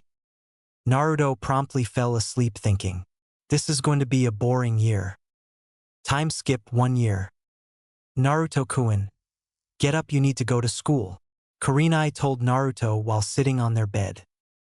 Naruto lazily got up and wiped his eyes, removing the sleep from them. Good morning, Kurenai-chan. Naruto replied as he got off the bed. Looking around, Naruto was confused about why he was even here. Kurenai-chan, why am I here? I thought you wanted to get us on the down low until I reach Chunin in rank, Naruto asked. Well, Naruto-kun, we were sparring and I sort of put you under a genjutsu, Kurenai explained while she looked down at her feet. Naruto began trying to recall the activities of yesterday. All right, I remember eating ramen, training, sparring, and then, you made me see you naked, Naruto yelled out. Kurenai blushed, but nodded her head. Hey, it's not my fault you're such a closet pervert. All I did was the genjutsu and you flew back from a nosebleed and hit your head on a tree, Kurenai explained. I'm not a closet pervert. Anybody who sees a beautiful woman like you would get a nosebleed, Naruto stated. Naruto-kun, that was cheesy, but thanks for the compliment, Kurenai stated. Naruto sheepishly rubbed the back of his head. Kurenai-chan, that was so not cool. We haven't gone farther than making out and you show me that. Not even fair, Naruto told Kurenai while pouting. Oh, be quiet, Naruto-kun, Kurenai replied. Naruto continued to pout, but got up and gave Kurenai a kiss. Bye, Kurenai-chan. Thanks for taking me back to your place, Naruto stated. No problem, Naruto-kun, Kurenai replied. Naruto left house with his shirt off. Oh, this could be a bad image. What if somebody sees me leaving Kurenai-chan's house with my shirt off? Naruto asked himself in thought. Figuring out the only outcomes would more than likely be bad, he shunshined back to his apartment. Naruto quickly went to his bathroom where he proceeded to take a quick shower and do the morning rituals. Naruto stepped out of the bathroom with a towel wrapped around his waist. Oh shit! I'm going to be late, Naruto yelled at himself. Naruto quickly got dressed, pulling on the clothes he got from Kurenai. Once done, he quickly shunshined into bathroom and ran out like a madman. Shit! Going to be late, going to be late, going to be late, Naruto yelled to himself in thought. Naruto entered the classroom with 10 seconds to spare. Oh, good to see you, Naruto, Irika told Naruto. Naruto nodded and walked to the back of the classroom. Alright, class, today is the graduation exam. I wish you all luck and know that you always have next year to graduate, Irika yelled loud enough for everybody to hear. Irika passed out all of the tests and was standing in front of his desk. Alright, class, you'll have 50 minutes to complete this test. Begin, Irika yelled. Everybody quickly started the test, that is, except Naruto, who lazily began it looking bored. 1. Easy first Hokage. 2. Ha ha ha, wow, super easy the Kyuubi, Naruto thought to himself. The test went on like that for Naruto, and within 20 minutes he finished the test and walked up to the teacher's desk and handed it in. Walking back to his desk, he proceeded to fall asleep. 30 minutes later. Alright, class, pencils down and turn in your test if you haven't already. I want everybody to head outside for the accuracy exam. Irika yelled out. Everybody headed outside hoping to do all right. Once everybody was situated, Irika started to call out contestants or tried to. All right, first up is. Wait, Irika-sensei, would it be all right if I went first? I want to be able to go to sleep soon.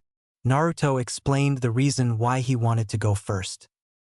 Irika's sweat dropped, but allowed him to go. All right, Naruto, go ahead. Naruto casually walked up to the kunai which were supplied for the exam and threw them all at the training dummy, all hitting the bullseye. How was that, Irika-sensei? Naruto asked as he grabbed the shuriken and whipped them, embedding them within another training dummy in the bullseye. Naruto casually walked back to the tree he had been sleeping under last year and sat down. Irika was shocked, as was the rest of the class. Naruto, perfect score. Nobody has done that since Itachi Uchiha, Irika stated while having his jaw to the ground. Naruto shrugged and fell asleep. 30 minutes later. All right, class, time for the taijutsu portion of the test. Irika called out. Everybody headed over to the sparring arena. Hanabi and Naruto, please step forward, Irika yelled out. Naruto walked to one end of the arena while Hanabi walked to the other. I want a clean fight, no ninjutsu, strictly taijutsu, Irika stated. Hanabi nodded while Naruto looked bored. Hey Hanabi-chan, I have a deal for you, Naruto called out. Hanabi looked mad. Don't call me Chan, you dope, Hanabi screamed. All right, fine Hanabi, if you can hit me twice I'll never try to be a ninja again, Naruto told Hanabi. The class was shocked. This was a Hyuga, a taijutsu specialist. Nobody could not get hit by one. Hanabi smirked. All right, but what do you get? Hanabi asked. Like I said in the Hokage's office the day we met, I just want you to tolerate me, Naruto stated with a shrug. All right, I get to rid Konoha of a dead last and prove to everybody I'm the strongest student in the class, Hanabi stated. Oh, what? You still mad when I showed you up in that debate? I mean, come on, that just knowledge. You can't win at everything, Naruto stated lazily as he sat down. What are you doing? Irika asked. Just begin, Naruto replied. Irika shook his head, wishing Naruto a clean and swift death. Begin, Irika yelled out. Hanabi was seething with rage from the debate being brought up. As soon as the match started, Hanabi sprinted towards Naruto. Naruto remained sitting watching Hanabi. Hanabi went in with the Hyuga family taijutsu stance, causing Naruto to smirk. Just as Hanabi was about to land a blow, Naruto used his hands to push himself off the ground and fling himself backwards. Getting into a stance, he shocked his teacher and Hanabi. You shouldn't know the snake taijutsu stance, Hanabi yelled out. Naruto laughed. Ha ha ha ha ha, you think I use the snake taijutsu? No, I use something much more deadly, Naruto replied with a grin, causing Hanabi to lose her temper even more. Rushing at Naruto, she went in for a kill shot. Irika saw this and was about to move until he saw he would be too late. What shocked him is that Naruto grabbed Hanabi's wrist and flung her over his head, making her hit with the arena's floor hard. TSK TSK. Hanabi, you should know better to try and take an opponent head on, even if it is a dead last like me, Naruto scowled. Don't you criticize me, Hanabi yelled as she got up. Naruto appeared behind Hanabi and wrapped an arm around her waist and wrapped his other arm around her neck. Naruto spun in a 360 motion and jumped into the air. Falling back down while spinning, he stopped and made Hanabi cushion the fall. Irika-sensei, I suggest you call the match, Naruto called out. Naruto got up and picked up Hanabi bridal style. W. Winner is Naruto Uzumaki, Irika yelled out. The class was silent as Naruto parted through the crowd with a beat-up Hanabi in his arms. Naruto sat down against his favorite tree with Hanabi in his lap, her head leaning on his shoulder. Naruto, get me off your lap now, Hanabi whispered furiously. Listen to me, Hanabi, you must stay still. I am going to do a healing jutsu on you. I'm sorry, But it seems I broke your arms when we impacted. Naruto explained. Naruto began to the healing jutsu. The jutsu was red-colored and slightly frightened Hanabi. But she quickly got over it as the pain in her left arm was receding. Thank you, Naruto, Hanabi whispered. It's not a problem. We're both going to be Konoha ninja, so we might as well help each other out, Naruto whispered back. Hanabi got nervous. Naruto, can I get off your lap now? Hanabi asked. Wow, the daughter of Lord Hyuga is not acting like a noble? Why is that? Is it because you're sitting on a boy's lap? Naruto teased. Hanabi blushed and slid off of Naruto's lap. Shut up, Hanabi whispered. Hanabi's blush receded and she got to thinking. Naruto, why are you the dead last? I mean, I don't know you very well, but you are far stronger than you appear, Hanabi whispered. Naruto sighed. Ah, so you noticed. I'll explain it to you if we become good friends. Other than that, I can't tell you, Naruto whispered. Hanabi looked sad. Naruto, I'm sorry, Hanabi stated. Hanabi, what are you sorry for? Naruto asked confused. Well, for everything. I have belittled you this year, scolded you for acting dumb, and finally I'm sorry for calling you dead last all those times. Hanabi whispered quietly. Naruto, I just don't know how to deal with new people who want to be my friend. I grew up in the Hyuga compound. I only have one friend and that's Konohamaru. Hanabi spoke quietly. Hanabi, it's fine. Apology is accepted.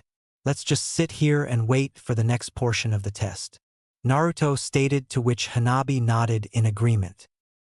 40 minutes later. Alright, class, it's time for the ninjutsu portion. Head inside, Arika yelled out.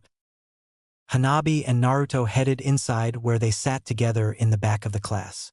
Konohamaru looked around the classroom and spotted Hanabi with Naruto, walking to the back of the classroom with a confused look on his face. Hanabi, I thought you hated Naruto? Konohamaru asked. No, I don't, Konohamaru. I don't know. I think we're friends now. Are we friends, Naruto? Hanabi asked hopefully. Naruto turned to Hanabi with a smile. Of course we are, Hanabi, Naruto exclaimed. Hanabi and Konohamaru both smiled. Hanabi forgetting a new friend and Konohamaru seeing that Hanabi made a new friend. Konohamaru, how did you do? Naruto asked. I did all right. I won, if that's what you're asking, Konohamaru stated. Naruto gave a thumbs up and a smile, while Hanabi just gave a smile. Nice, Naruto stated. Arika walked into the classroom to see Konohamaru sitting down by Naruto with Hanabi on the other side of Naruto. Smiling, Arika called out, Naruto Uzumaki, you will be the first up, for the Hokage sent a messenger and he wishes to talk to you, Arika yelled out. Naruto got a confused look on his face, but headed down to Arika. All right, Arika-sensei, let's get this going, Naruto exclaimed with enthusiasm. Arika smiled and nodded. All right, Naruto, just do the Henge no Jutsu, the substitution jutsu, and the clone jutsu, Arika told Naruto. Naruto nodded and started with the Henge no Jutsu. Going through hand signs quickly, Naruto yelled out, Henge no Jutsu. In Naruto's place there stood the third Hokage. Good, Naruto, Arika encouraged. Naruto released the Henge and immediately started on the substitution jutsu. Going through hand signs. Substitution jutsu. In Naruto's place stood the third Hokage, giggling perversely with an orange book in his hand. Arika's sweat dropped. Hokage-sama, Arika called out. The Hokage looked up and blushed. Oh, Arika, how are you today? Sarutobi asked. Hokage-sama, I never realized that you were a closet pervert, Arika stated. Sarutobi's sweat dropped and was about to respond, but was replaced with Naruto. So, Arika-sensei, how did you like my closet pervert grandfather? Naruto asked as Konohamaru burst out laughing. Naruto smiled and rubbed the back of his head. Naruto, don't do that again, please, Arika pleaded. Naruto nodded his head and started on the clone jutsu. Clone jutsu, Naruto yelled out, which produced two sickly-looking clones. Iruka and Naruto sweat dropped. Iruka was about to fail him until Naruto screamed out, "Oh, fuck this." Naruto put his hand in all too well-known hand sign. Shadow Clone Jutsu. Naruto yelled out, and there stood 20 Narutos. Iruka gasped. "No way." Iruka yelled with his jaw almost touching the ground. "Alright, Iruka-sensei, I'll just take this and be on my way," Naruto stated as he released the clones and grabbed the headband. Naruto ran out of the classroom. Iruka just stood there in shock. Eventually he came back. "Alright, Hanabi, you're up," Iruka yelled out. Naruto was out of the classroom and down the street until he slowed down to a walk. Naruto looked down at the headband and gave a huge fox-like grin. Finally, Naruto thought to himself. Naruto placed the headband up to his forehead and tied it. "Now then, what could Gigi want with me?" Naruto asked himself. "Naruto-kun, what the hell? You just had to make 20 shadow clones, didn't you? God, I swear if you keep that up somebody's going to send an assassination team after you," Narumi scolded. Naruto nodded sheepishly. "Sorry, Narumi-chan," Naruto replied. Walking down the street heading towards the Hokage's office, Naruto just couldn't help but wonder what awaited him. Previous. Naruto was out of the classroom and down the street until he slowed down to a walk. Naruto looked down at the headband and gave a huge fox-like grin. Finally, Naruto thought to himself. Naruto placed the headband up to his forehead and tied it. "Now then, what could Gigi want with me?" Naruto asked himself. "Naruto-kun, what the hell? You just had to make 20 shadow clones, didn't you? God, I swear if you keep that up somebody's going to send an assassination team after you," Narumi scolded. Naruto nodded sheepishly. "Sorry, Narumi-chan," Naruto replied. Walking down the street heading towards the Hokage's office, Naruto just couldn't help but wonder what awaited him. In the Hokage's office. "Naruto, how the hell did you fail your previous exam and then pass this one with better than a perfect grade?" A shocked Hiruzen Sarutobi asked. "Well, Gigi, the answer is simple. The first time I tried to fail. Read the report. I didn't answer any questions on the written exam, instead apologizing to Iruka-sensei for not trying. I refused a perfect score from Iruka-sensei for putting my shuriken and kunai in a perfect X, and I refused to attempt the ninjutsu portion of the exam," Naruto replied. Hiruzen's initial thought was, well, you tried to fail? Why the hell would you do that? But then he calmed himself before asking, "Why would you do that, Naruto? Were you unsure you really wanted to become a shinobi?" "Hey, Narumi-chan, do you think I could tell him the truth?" Naruto thought to the fox girl. "It's up to you, Naruto-kun, but be careful what you say. Your Gigi loves you, but because of it he may not take kindly to you interacting with me," Narumi replied. Naruto quickly made a seal on a piece of paper which he had pulled out of one of the many pockets in his jacket and stuck it on the door. He then used the Rinnegan to check for other forms of surveillance before finally returning to his seat across from Sarutobi and saying, "I need you to promise me that nothing I say will leave this room." "What do you mean? You are almost scaring me, Naruto," the stunned Hokage asked. "I need to hear that promise before I continue," Naruto said in a cold, flat voice that sent shivers down Hiruzen's spine. "Okay. Nothing you say will leave this room without your permission. Now tell me, Naruto, what in the name of Kami is going on?" "I trained under Hagoromo Otsutsuki in my mindscape for the first year of the academy," Naruto explained. Stammering Sarutobi said, "The Sage of the Seven Paths?" "Yes, apparently I am his descendant, and through the Rinnegan he was able to teach me. I learned wood and lightning styles as well as sage fist-style taijutsu," the young ninja answered. After a few minutes, Sarutobi composed himself to realize, "You still haven't answered my question, Naruto. Why did you fail intentionally?" "Well, because Hagoromo-sensei told me to. He said that there were 2 people in this year that would influence me," Naruto replied. "I guess that is a pretty good reason, Naruto," the Sandaime said with a slight laugh. "You can go now." "Well played, Naruto-kun." When you get home, I have something to talk to you about. Narumi praised. Well, you're sealed inside me, so it can't be ramen. Naruto thought jokingly. Maybe afterward. This is important. Narumi replied. Fine, I'll head home. Naruto replied defeated.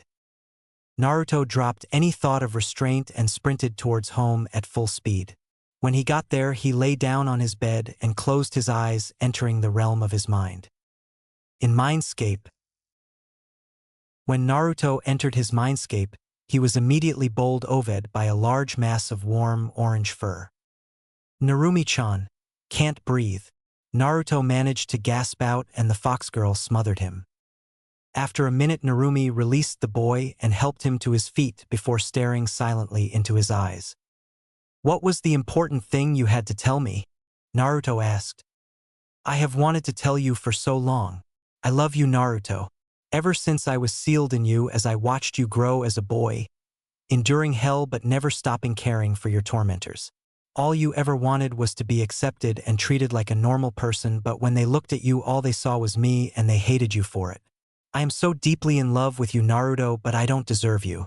You deserve someone like you, who you can be with you and support you, and Narumi confessed, tears flowing freely from her amber eyes by the end. In an instant, Naruto knew it was true. She had always been there for him when no one else was. They had been through everything together. When he didn't have the strength to carry on, she was there giving him hers. When he was at his lowest and just wanted it all to end, she had rescued him. She was always there even when he didn't know it. He placed a finger over her mouth to stop her and said, If you ever say that you are not good enough for anything again, I will find a way to get Hagoromo-sensei down here and design a training regimen for you that will make you wish you were in hell. But Narumi started. No buts. I will not let a woman I love and respect degrade herself like that. If anything, it is me that doesn't deserve you. You have always believed in me, even when I did not believe in myself. Do you understand me? Naruto interrupted. Narumi just nodded and started crying harder as Naruto pulled her in tight, letting her cry on his shoulder. Time skip 1 month in Takamagara. The kami were all assembled in the main hall of Takamagara for council. Now that that issue is taken care of, I would like to bring up the subject of the life of a certain mortal, Naruto Uzumaki Namikaze. Amaterasu, the sun goddess, stated, His life has been a living hell.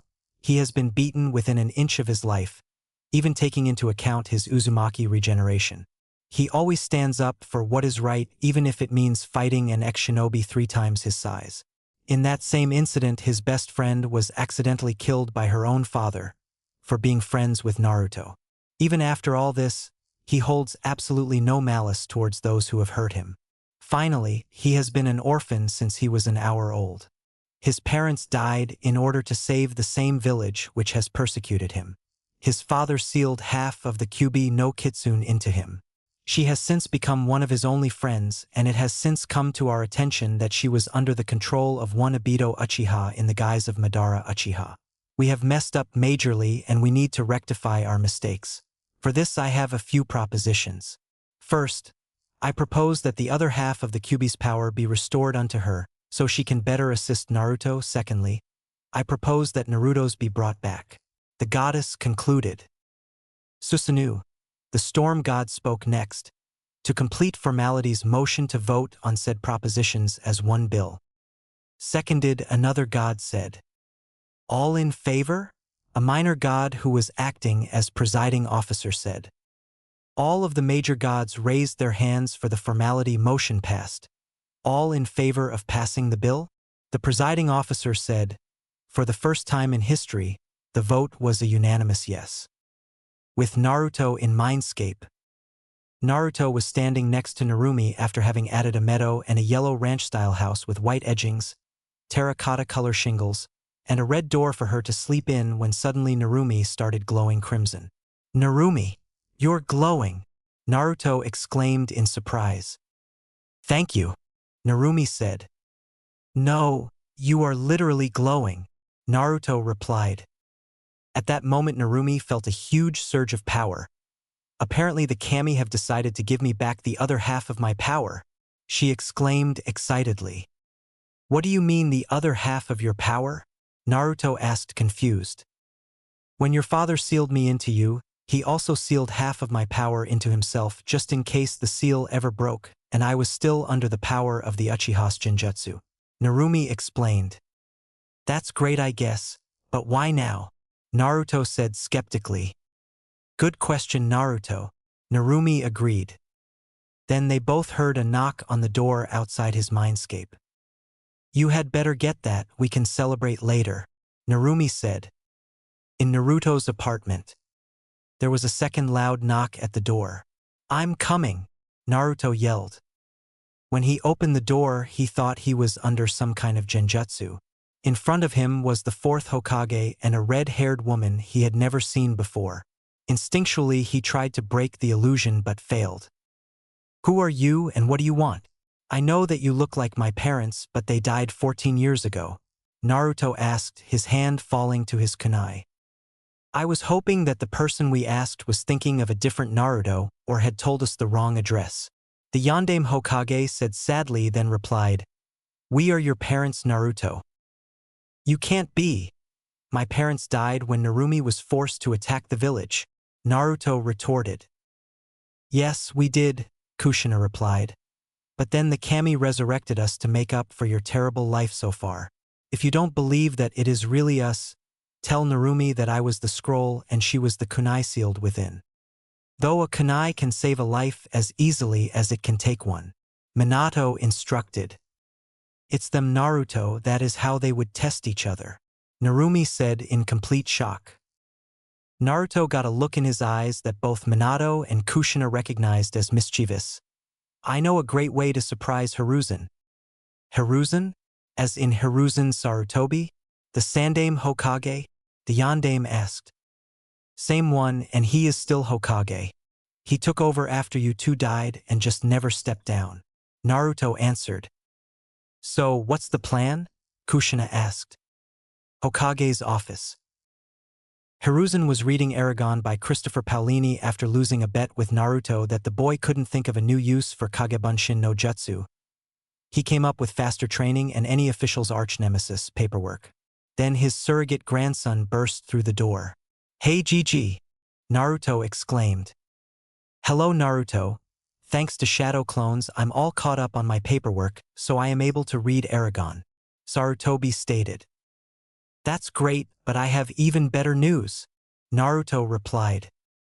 And what would that be? The Hokage asked. You're out of a job, the genin answered. How? And how is that good?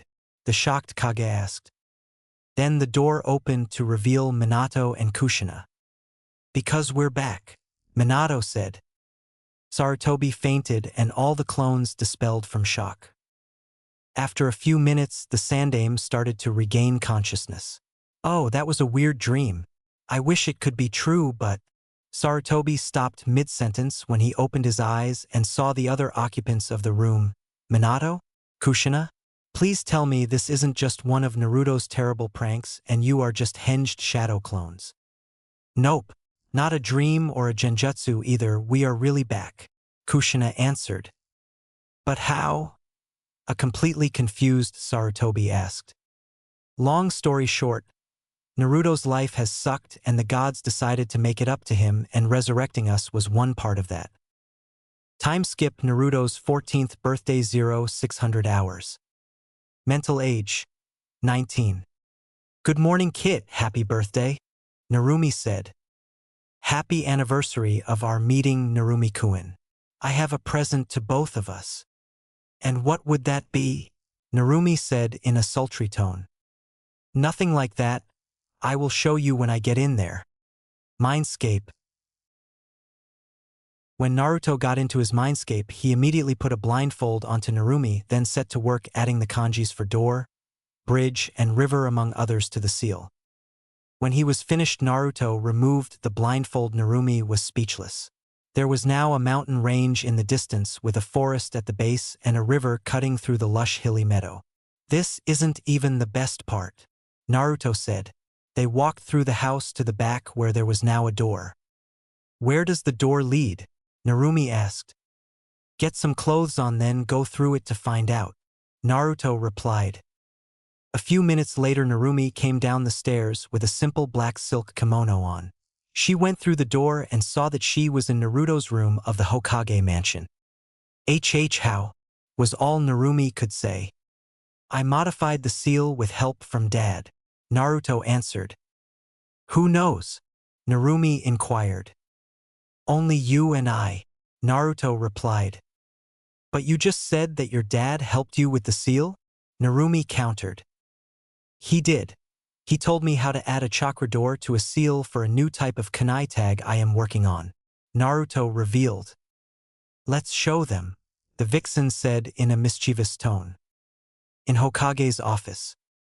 Naruto entered the room to see his father's clones hard at work while the real Minato was talking with Kushina about something on his desk. Hey, Mom and Dad. There's someone I want to introduce you to, Naruto announced as Narumi stepped in. This is Narumi. Hearing the name, both looked up and Minato said, Naruto, dispel the clone. There's no way Narumi escaped the seal without us knowing.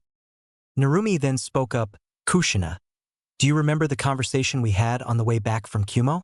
Ask me anything about that conversation. Kushina thought for a moment before challenging. How fast did you say you could have taken out that group on Ninja if I had let you? Without a second's hesitation, Narumi replied 3.5274 seconds. An extra second if any had a bloodline. Exactly. How? That is at least a double S rank seal? How did you break it, Naruto? Kushina stammered in shock. I didn't, I just modified it to allow to appear outside. A small part of her power stays sealed inside me at all times as a type of tether, so I can pull her back in at any time if I need to for any reason. Naruto explained. Time skip, 2 days team assignments. Naruto was only half listening to the team assignments until he noticed, hey Narumi, they skipped team 7. It's probably nothing, Narumi remarked sleepily.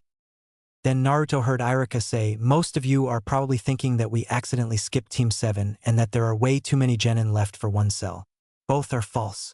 Team 7 will consist of Naruto Uzumaki Namikaze, Sasuke Uchiha, Sakura Haruno, Hinata Hyuga, Alosa Nakagawa, Konohamaru Sarutobi, and Hanabi Hyuga.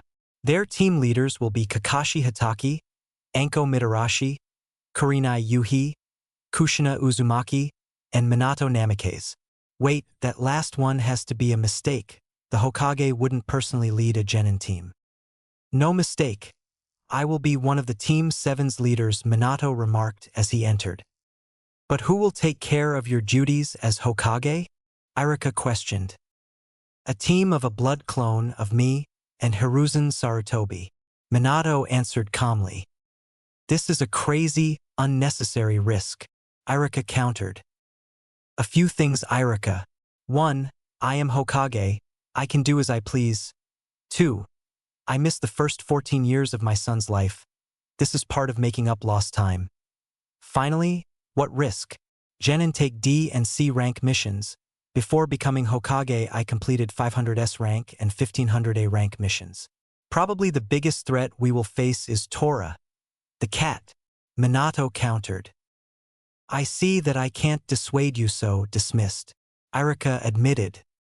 With Team 7 on Training Ground 10. Minato looked at Kushina, who nodded at him, then the yandame said, Naruto, tell Narumi to come out here. She is an official member of the team that just couldn't be announced to the whole class, preferably in human form. Just another weakling to hold me back. Why does Naruto have to call her anyway? Sasuke said arrogantly. Hey, Narumi, Naruto called. I heard, said Demon responded. Come out in your demon form but at about 1/4 size, Naruto said. I can't wait to see the look on the Uchiha's face when he sees that the feared Kyuubi no Kitsune is on his genin team, Narumi said. When Narumi appeared, the arrogant genin practically fainted as she roared in his face with her rage monster mask on before changing into her human form with a silk kimono the color of her fur on, which was loosely fitted for battle. She also had black circles around her eyes like the fur that surrounded them in her demon form. This is Narumi, better known as the Kyuubi no Kitsune. Why is it not in a chakra draining cage? It randomly attacked the village and killed over 1,000 people. It's a mondash. Sasuke was cut off by a kunai held against his throat. I dare you to finish that sentence. If you ever talk about my girlfriend will like that again, you will wish I killed you, Naruto said in a menacing voice. Everybody calm down. Time for a history lesson, Minato said, trying to defuse the situation. Narumi dragged an enraged Naruto away from the Uchiha lest Naruto kill him. Time skip 3 hours. Narumi caught the last kunai before it pierced his back and his heart with a tail. She then proceeded to extract the other 5 kunai embedded in his back.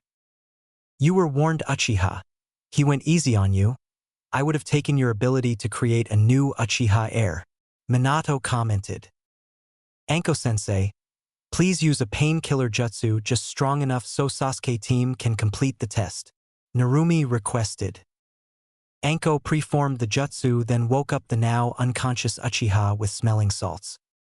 For this test you can work as a team or individually, decide now, Kushina instructed.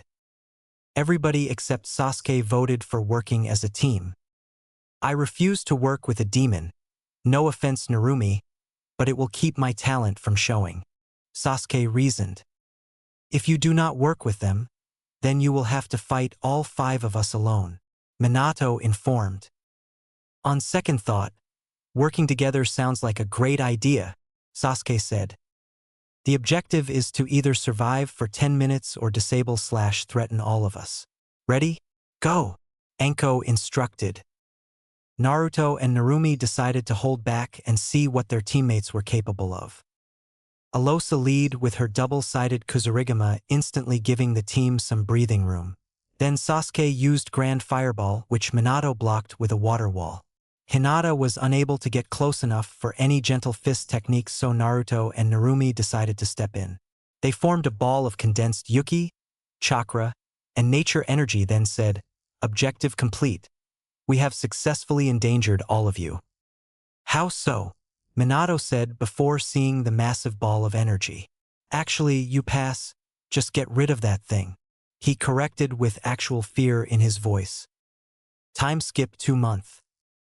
3 senior root ninjas stood in a circle speaking under their breaths. The Uzumaki boy has become far too powerful. Something has to be done, the tallest of the group said. Danzo refuses to act. He denies the threat the boy poses, the shortest of the group said. Then we must act on our own. We can incite a mob to chase after him, and if they fail to kill him, we will finish it ourselves, the third masked figure proposed. A sound plan, but we must act quickly before anyone suspects anything, Danzo included. Time skip 0300 hours, 3 a.m. For the first time in 2 years, Naruto was being chased by a mob that was yelling, "Die demon!" Hoping to lose them, Naruto turned onto a side street. To his horror, it was a dead end. "We've got you this time, demon," said the leader who had Naruto backed up to a stack of boxes. "We'll see who has who," Naruto said cryptically. Somebody behind Naruto cleared their throat. "You want a demon? I'll give you a demon," the person behind him said in a deep and threatening, yet calmingly familiar voice. Naruto looked back just in time to see Narumi change from a 5 feet 9 inches human to a 22 feet 0 inches demon fox. If that's the demon, then Naruto can't be, so we're more demonic than her, one of the villagers concluded, noticing Narumi's lack of male parts. "Since you haven't done any physical harm to Naruto-kun, I will let the smart one live," Narumi said sadistically, then proceeded to claw, stomp, or eat each of the members except the one who acknowledged Naruto as human, who promptly ran before the demon changed her mind. "YAWWWWWWWN. I'm going to sleep," Narumi informed Naruto. Naruto started walking, but after a block he heard someone walking behind him. He figured that someone had followed the demon, but when he turned around there was no one there, so he kept walking. After another 2 blocks he heard another noise. This time he activated the 2nd level of his Rinnegan, and when he turned around he saw 3 ninja with plain porcelain masks. Root. He summoned roughly 500 shadow clones, then started running through a series of 50 hand seals ending in 14 seals he had never seen or heard of, then yelled out, "Demon art! 13 gates of hell, 12th gate!" Suddenly, out of the ground rose a gate made of fire. Behind it was a barren land of fire and brimstone. The gate opened and 3 fiery hands reached out and grabbed the 3 root Nin and pulled them into the gate. So that is what the second level of my Rinnegan does. It allows me to use any jutsu, demon art, etc. from just a search concept. For example, the worst possible death gave me the 12th gate. Naruto said. Suddenly 20 ANBU and the Yondaime Hokage appeared. What happened? Minato demanded, and I am not talking about Narumi.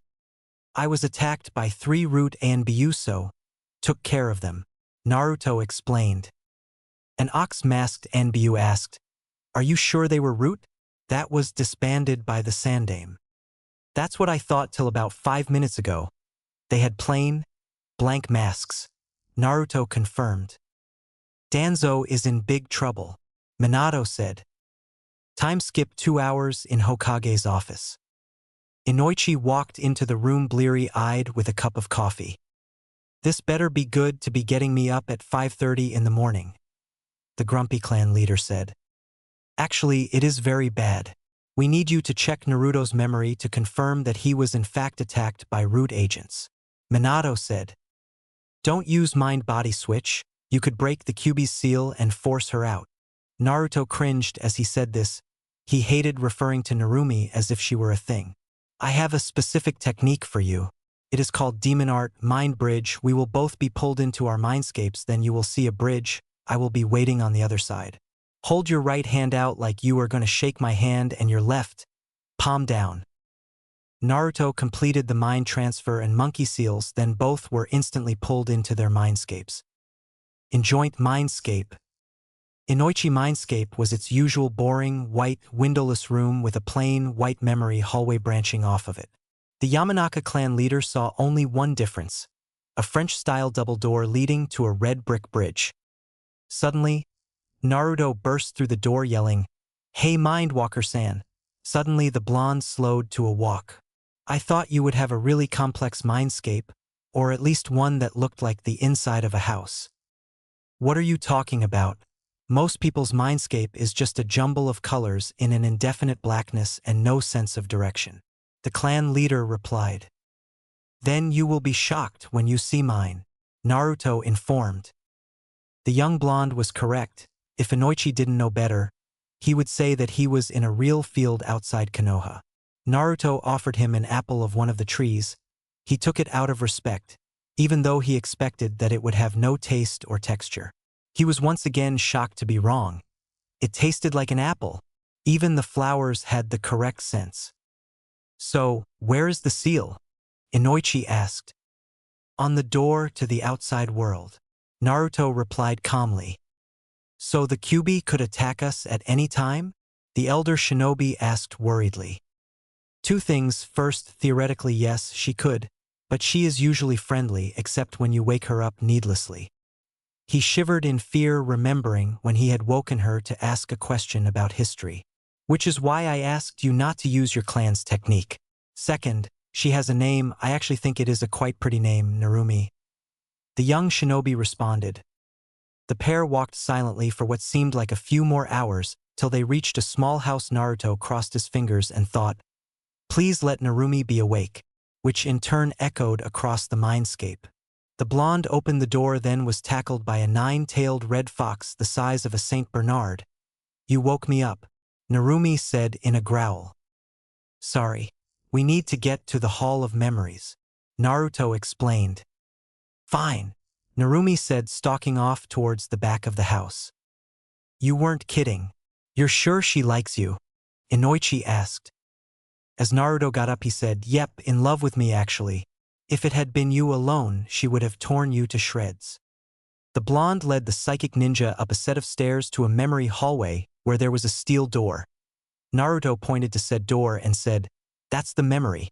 The Mindwalker stepped through the door, then immediately stepped out, commenting that those were definitely root. Then Naruto ended the technique. In office. You didn't give me a goodbye kiss. Narumi complained. That's because I thought you were going back to sleep. Come out here if you're staying awake, Naruto explained. About 5 seconds later Narumi appeared wearing a simple white dress, then Minato walked in. Hokage-sama, I apologize for taking so long, but your son insisted we take the scenic route at a civilian pace. I checked the memory and he was in fact attacked by rude agents, sir. Inoichi reported. What are you talking about, taking so long? You were only in there for about 5 minutes. Minato corrected. Who is this kid? He maintains a ratio of at least 60-1 in that complex of a mindscape? Inoichi wondered. I assume we are going to punish Danzo now, Naruto stated. That would be correct, Naruto. Dragon, Serpent, assemble the council for an emergency meeting.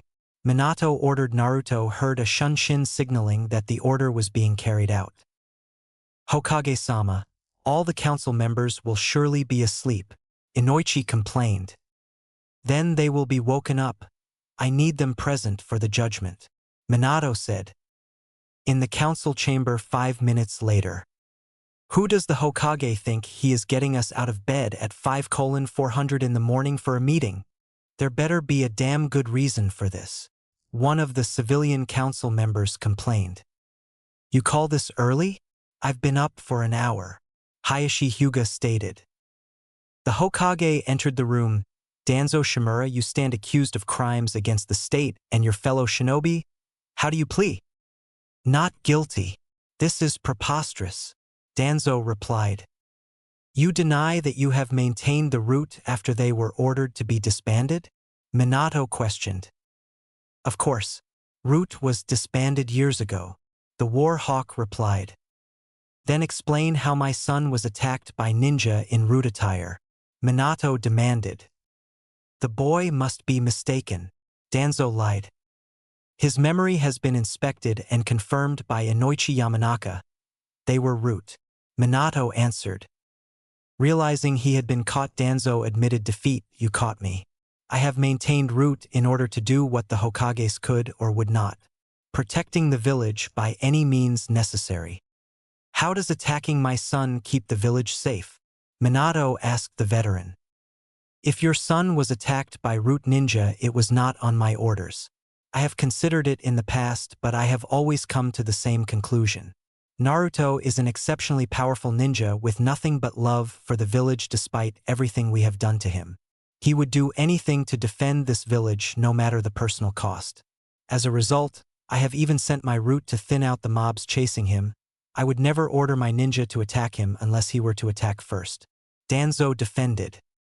I believe him, Naruto said from behind his father. Then what do you suggest we do? The yondaime asked. Nothing. Naruto said simply. Everything he has done has been for the good of the village. Even if his attempts were misguided, he was doing exactly what we are trained to do, defend the village at all costs. Very well, you're free to go, Danzo, but be warned, this won't happen again, Minato warned.